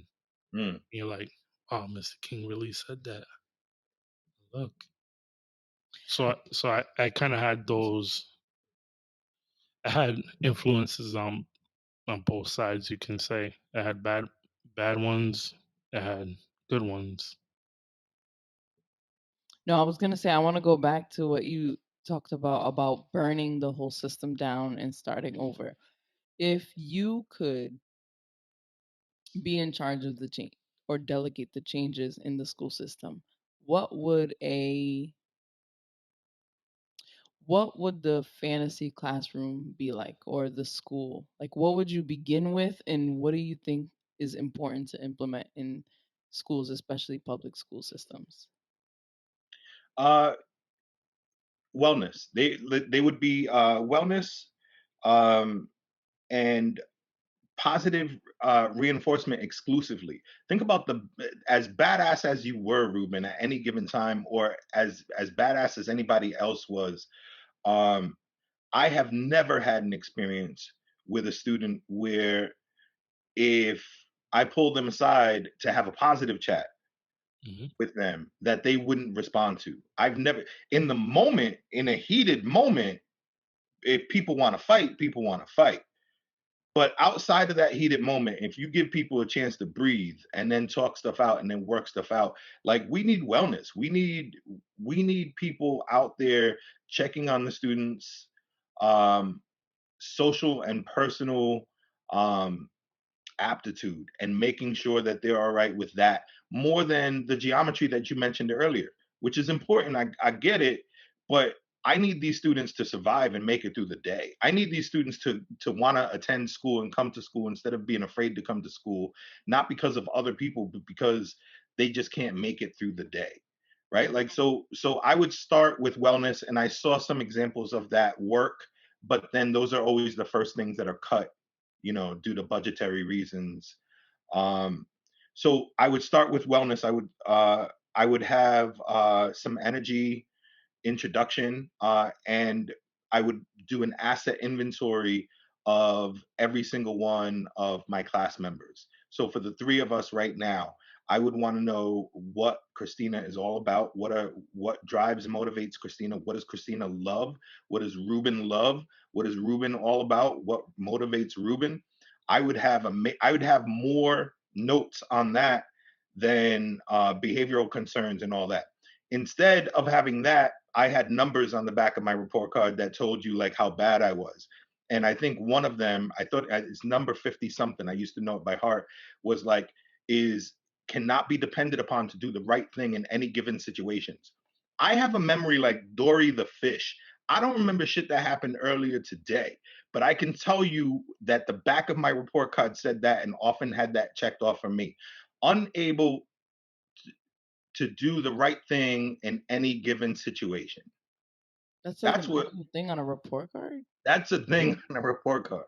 Yeah, that was a thing on a report card. I love that Ruben recognized it. No, it used to be, and you know why I know, because so my mom worked two jobs, so whenever the report card came in, I would change it. Yeah. And I'm not. I mean, Yeah, me too. kids, if I didn't want the you're belt to come watching this, please don't do that. But yeah, I used to go and change it, because they used to write it in pencil back then with that Yeah. Like the transparent paper, paper. yeah, that writes on top of all So the pink and the yellow. so all I needed to do is That F would look like an A real quick. my mom was a my mom was she had those receipts. So I Yeah. would take the receipts and write on it, and it would Oh, transfer onto the report card, Oh. and that way she never had an idea. you were ahead of the game. I was always a smart kid. You're a good cheater. Look at you. But those are the things that we know about students, though. We know Mhm. those things about students, right? Unless you're the cream of the crop who guidance counselors can attach themselves to the high 10% of the entire class, right? Unless you're that cream of the crop, everybody else, we only know the bad shit about you. I want to know the good shit because if I know the good stuff about you, if I know the good stuff about Ruben and the good stuff about Christina, I know that we can develop our programs. I know that I can target the classrooms, the learning, what we're going to do in civics, what we're going to do in math around what you want to. This is dangerous. I can get away with it because I know that I kind of talk younger than I am anyway, Mhm. right?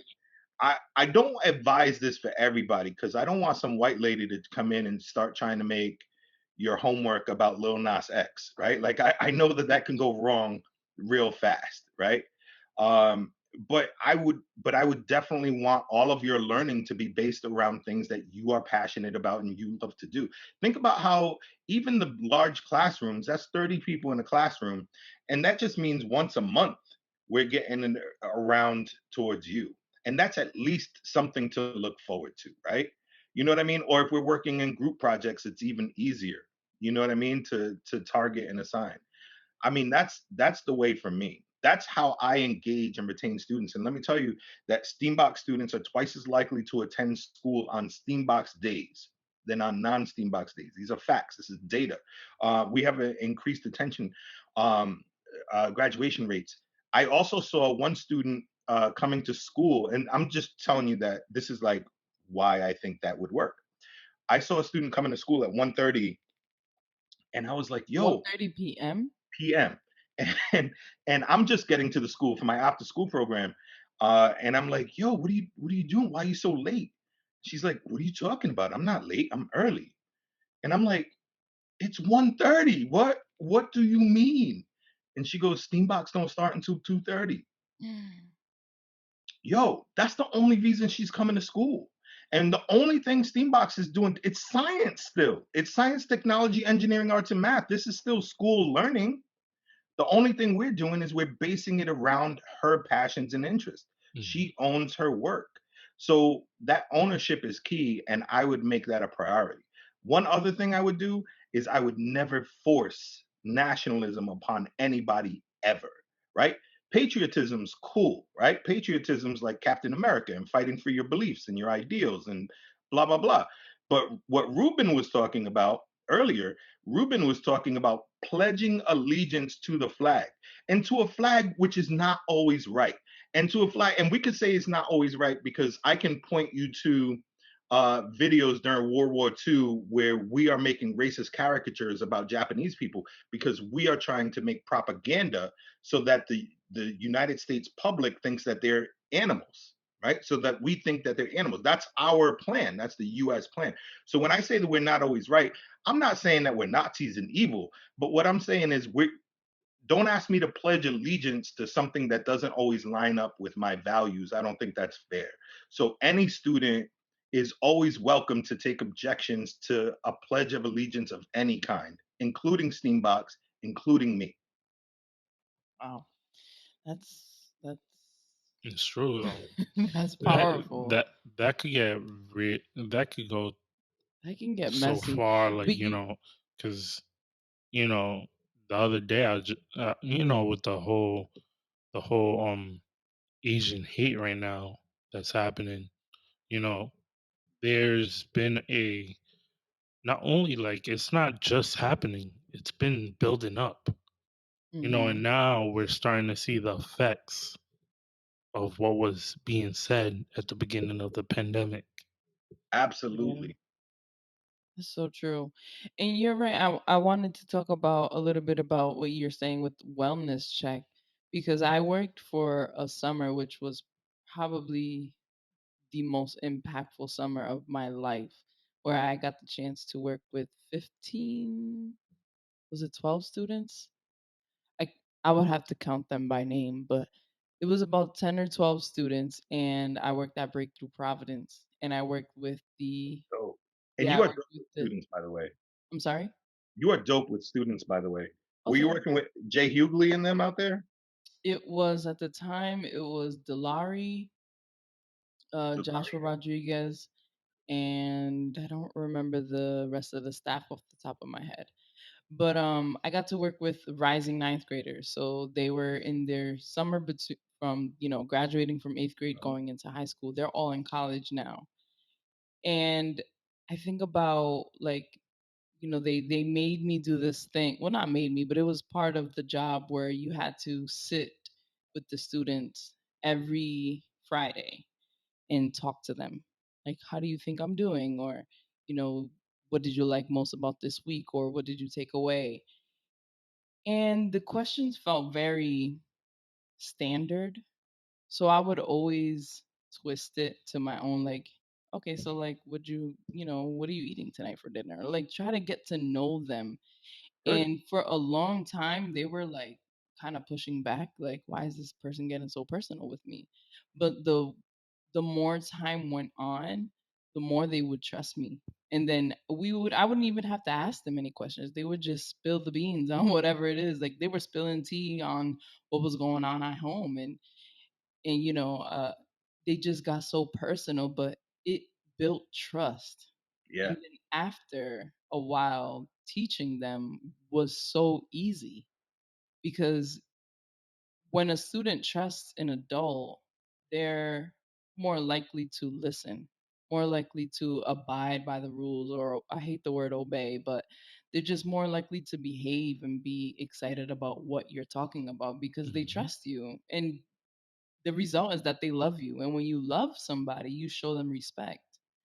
And there has to be a mutual respect. And I think a lot of times adults don't respect children. They don't Absolutely. respect young adults. They just don't see them as people for some strange reason. And it's like they're people and they have emotions.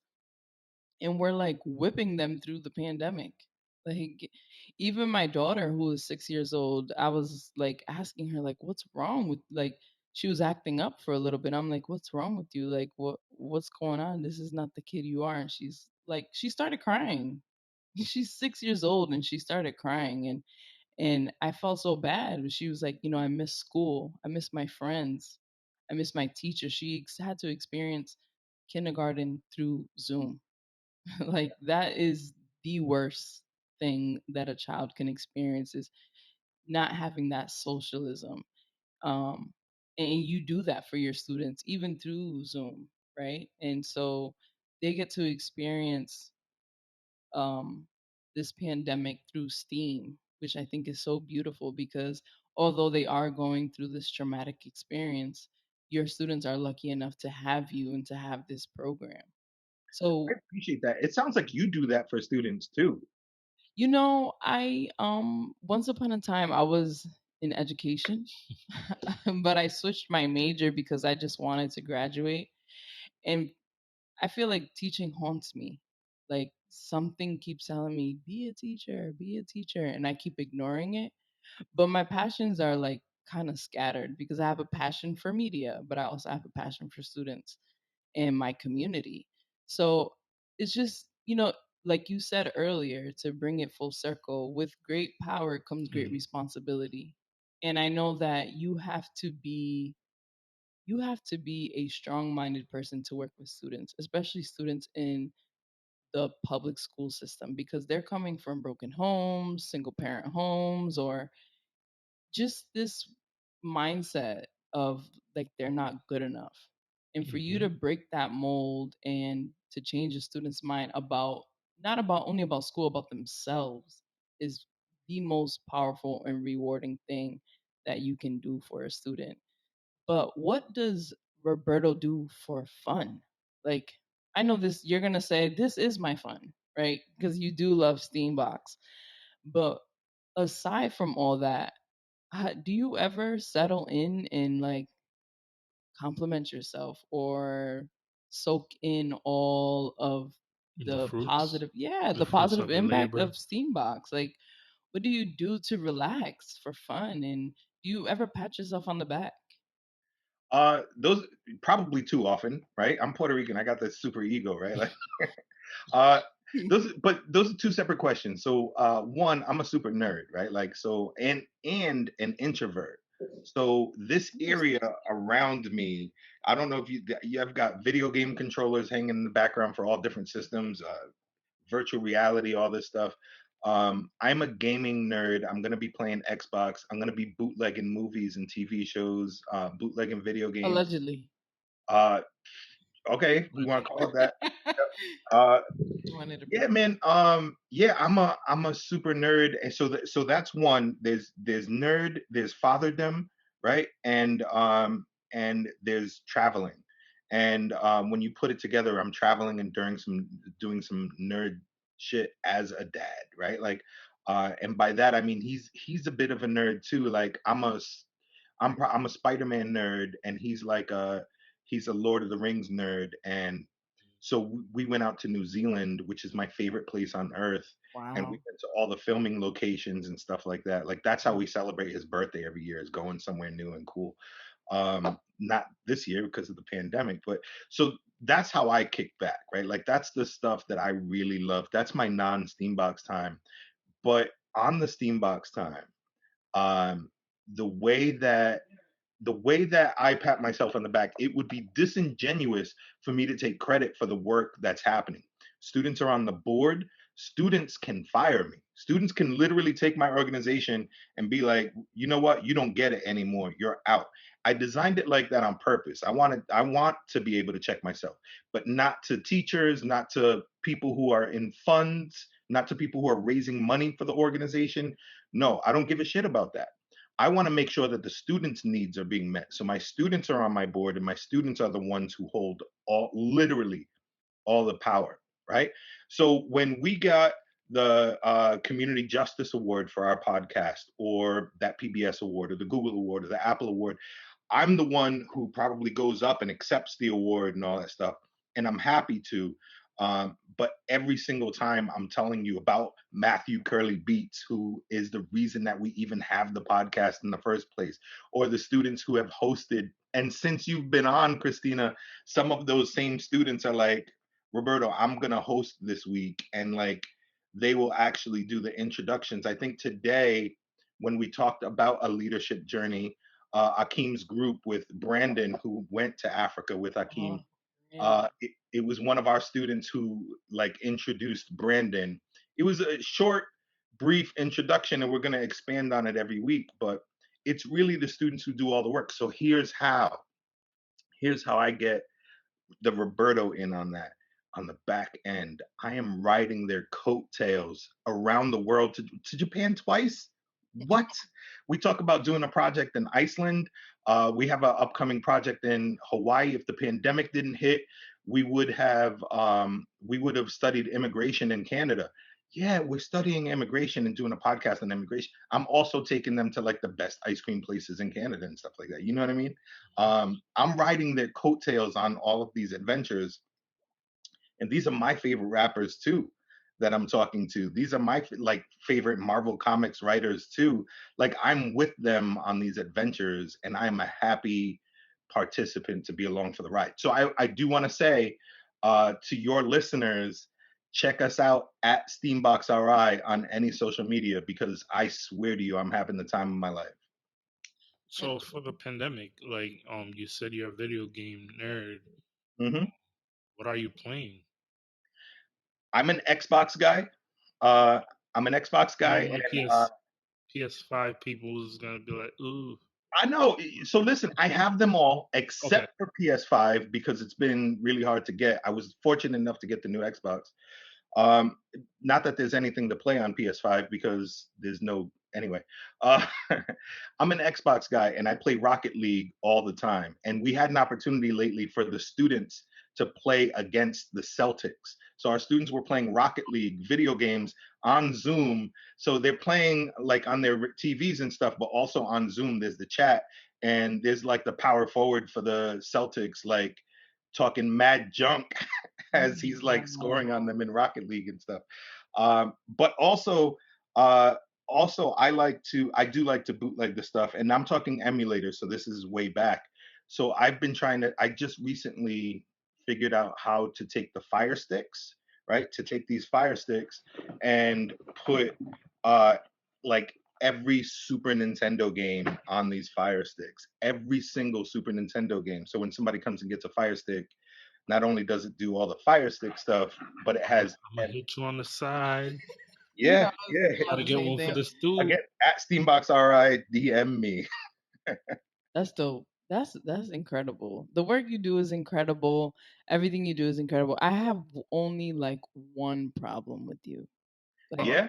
yeah, I have a bone to pick.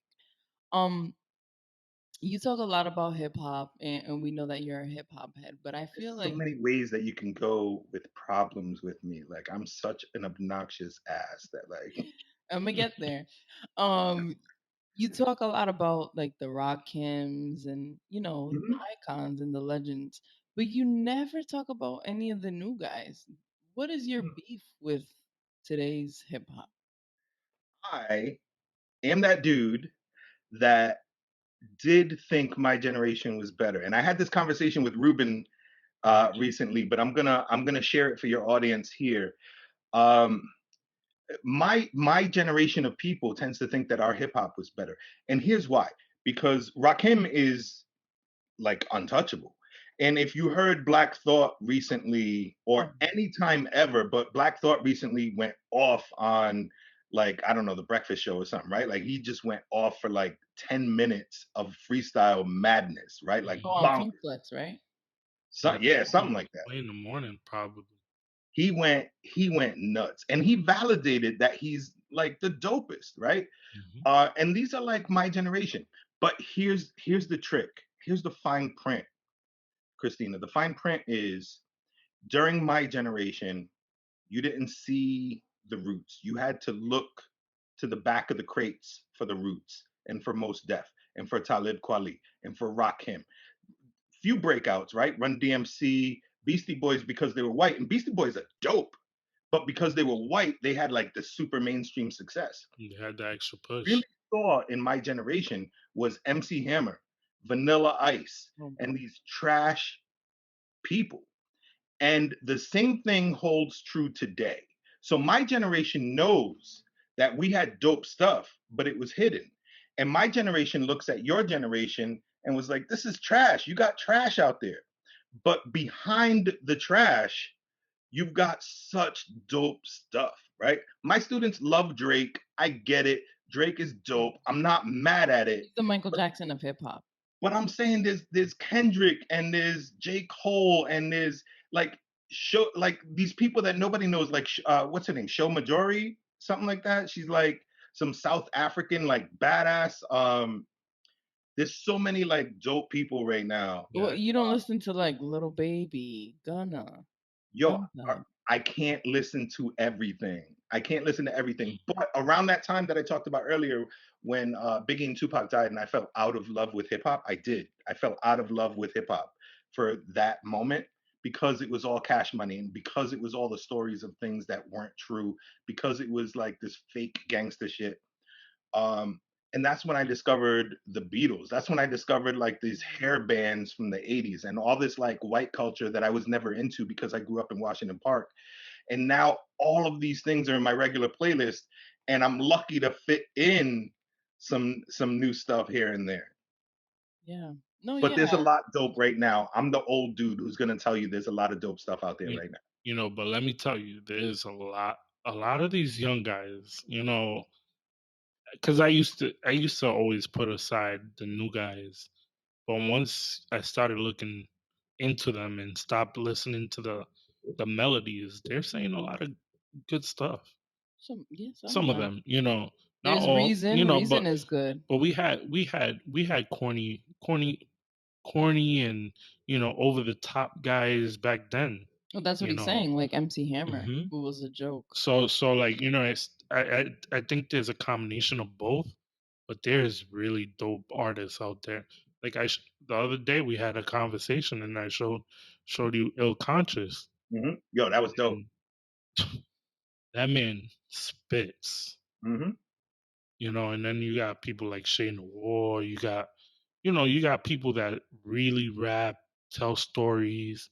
Like our favorites, Rakims used to rap about. So it's still around. I think right now the music is so the hip hop world is so saturated where I think we're gonna come to a point where we gotta, you know, subcategorize hip hop. I mean, I think we're in that space already. I don't think. I think people didn't know that hip hop would come this far, right? I always think about when Biggie Shout outs says to Biggie. "daha daha." I never thought that hip hop Pop would would, take it right? this far. And I every time I see, like, I It's saw like, Little Yachty on a Reese's mhm. Puff cereal box. I was like, who would have thought that? And he's not the greatest. He's not even top 50 of all You time, just right? quoted you just quoted Biggie quoting Rappin' Duke, right? Like you just quoted one generation quoting another Another. generation to make your example about how hip hop has traveled through generations. Mm-hmm. And not only generations, countries. Yeah. You could put, and I love talking about this because I listen to people rapping in Chile, in Japan, like even though I don't understand the languages sometimes, it's just a melody. Like The the French cadence. rappers. Now I'm really big into the UK rappers, the drill, so I listen to it all, and I'm amazed how far hip hop has taken it, even to politics. The other day, I seen a person on, I think it was MSNBC, Oh, the white spitting guy, lines. right? Yeah, This, yeah, yeah, yeah. yeah, yeah, yeah. I saw He that. literally quoted a rap song, and I Yeah, was like, wow, yeah. That's his it's hip thing. hop. Hip I'm hop. loving Rhapsody right now too. I don't know if y'all know Rhapsody, I Oh Rhapsody. love yeah, she's Rhapsody. dope. She's actually on the wall somewhere up there. Yeah, I'm really loving Rhapsody right now. But I'm also loving these other things, right? Like these people who are inspired. There's a damn, I wish I remember this girl's name. But she's a young, like Japanese girl. When I say young Japanese girl, she looks like she's fifth grade. She looks like she's in fifth grade, and she's doing covers of like uh the Blinding Lights from the Weekend, and oh, who's the girl that dresses up like a cow? Doja Cat. Those are yeah. And she did Doja Cat's like Say So, and this little Japanese girl is like killing it. Mm. So yeah, I like all of those things. I get really inspired by music. I think next time you have me on, I will prepare like these are 10 cats that I'm feeling right now. Okay. I wasn't prepared for that. I should have been prepared. Give me two quick ones. So I'm gonna start. I will start with Rhapsody, and I will also and I'm gonna go Shoma Josie. I know I'm mispronouncing that last part. Again, she's a South African. She has a song that says I want to be tough like John Cena, right? Like, and she just goes off, and like half of it is in like some other language I don't even understand. And she was on somebody's show recently, and there's two tracks that I already loved from her. So it's not from watching her on this thing. But I saw a clip of her on YouTube, and they were like, "Oh, do you ever meet John Cena?" And she's like, "No." So she goes on to do her John Cena song. John Cena comes out from behind, and she just like flips out. You see this like young African girl just flipping out. Uh, yeah, so I love that too. I'll probably share a link, and I don't know if you want to share it with your audience or do what you do, but show Majosi. It's like Midjozi or something like that. But she's dope. Okay. Dope. Well, this was a very well-rounded conversation. You always bring every conversation down to hip hop, and that's how exactly how we I are. did that. Yeah, you did. You do it with your students too, which I think is great because it keeps them invested into things, because they can relate to it. Not only that, but it shows that in reality you still love hip hop, even though Yeah, you say Oh you yeah, no lost doubt. the love. You know, it's still embedded in engraved. you. Yeah, for But, sure. but you know what? If before you conclude, I want to go back. I'm going to add a third person to that list, and I know that these are all black women that I've named, and I apologize for that. But Samus is out of Philly. Samus is named after. I don't know if you recognize the name Samus, but that's the character from Metroid. Samus is the character from Metroid, and this girl, she's this is nerdcore rap, but she prefers Afrofuturism, just like our own Medusa. You know what I mean, from AS220. So Samus Hmm. controls the nerdcore game. She is super dope. And she's been a dope mentor to our students as well. And she's also a professor at Brown. We only found out afterward, only recently. So we're definitely going to be doing a lot of stuff with Samus. That's dope. See, what a small world. And we have like Brown has so many connections to dope things on the low, but like the inner community does not know about. So that's really They cool don't how you blast it. They bring, need to blast it. yeah, you bring a lot of different worlds together and you're good at it. And um I lost my train of thought. I what I was gonna say, but congratulations on everything that Steambox has achieved and will continue to achieve. And I'm super proud of you. I mean, I we were Likewise, fortunate enough to meet you through what was that, the science fair? we actually did Hack 401. Yeah, the Hack 41. Yeah, that's what I'm talking about. And ever since then, I've just stayed connected with you, and you've always been pleasant and helpful, and you are one of the leaders in our state that I can truly say um, has the the youth's best interest. A lot of people are leaders and they don't really do it for long, or they're leaders and they're not really genuine, or they're leaders and they're pursuing other things. But you really dedicated like everything to the Steam box, which is so commendable because it's literally everything that you do. So congratulations on that. And yeah, well, we're gonna have to come have you back on to talk about some. We'll show you some things. We'll share. We're Well, building our whole next hackathon around y'all. So that would be dope. Let's do it. I'm down for I'm, I'm that. ready. I'm I really enjoyed doing the first one, so That yeah. was there ain't an no problem amazing doing another one. experience. Oh my goodness. I love working with kids because they're so smart. And their mind is so expandable. Yeah, and they're creative. They're so youthful. I want to be young like them. I want to You be are cool still like them. young. You know what I mean. I'm pushing We're all 30. still young, Young is only He said a I'm mind state. pushing 30. That's Young is only a listen. mind state. Once you say you think you're old, you're old. That's you. When You always called yourself a dinosaur. I'm a dinosaur, but I got a brain of a 17-year-old. Okay. You know what I mean? Very expandable. All right, Roberto. Roberto, before we let you go, where Okay. can they find you and plug in your medias? Any announcements you would like to make?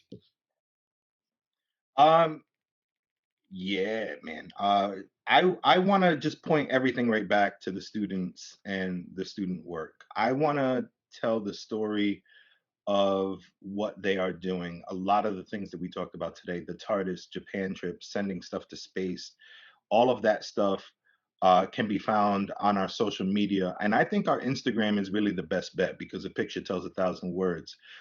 Lately, it's all pandemic stuff. So it's all digital and it's people on the podcast. You're going to see Miss Christina up on there and all of that stuff. So I would direct everybody to the social media at STEAMbox RI.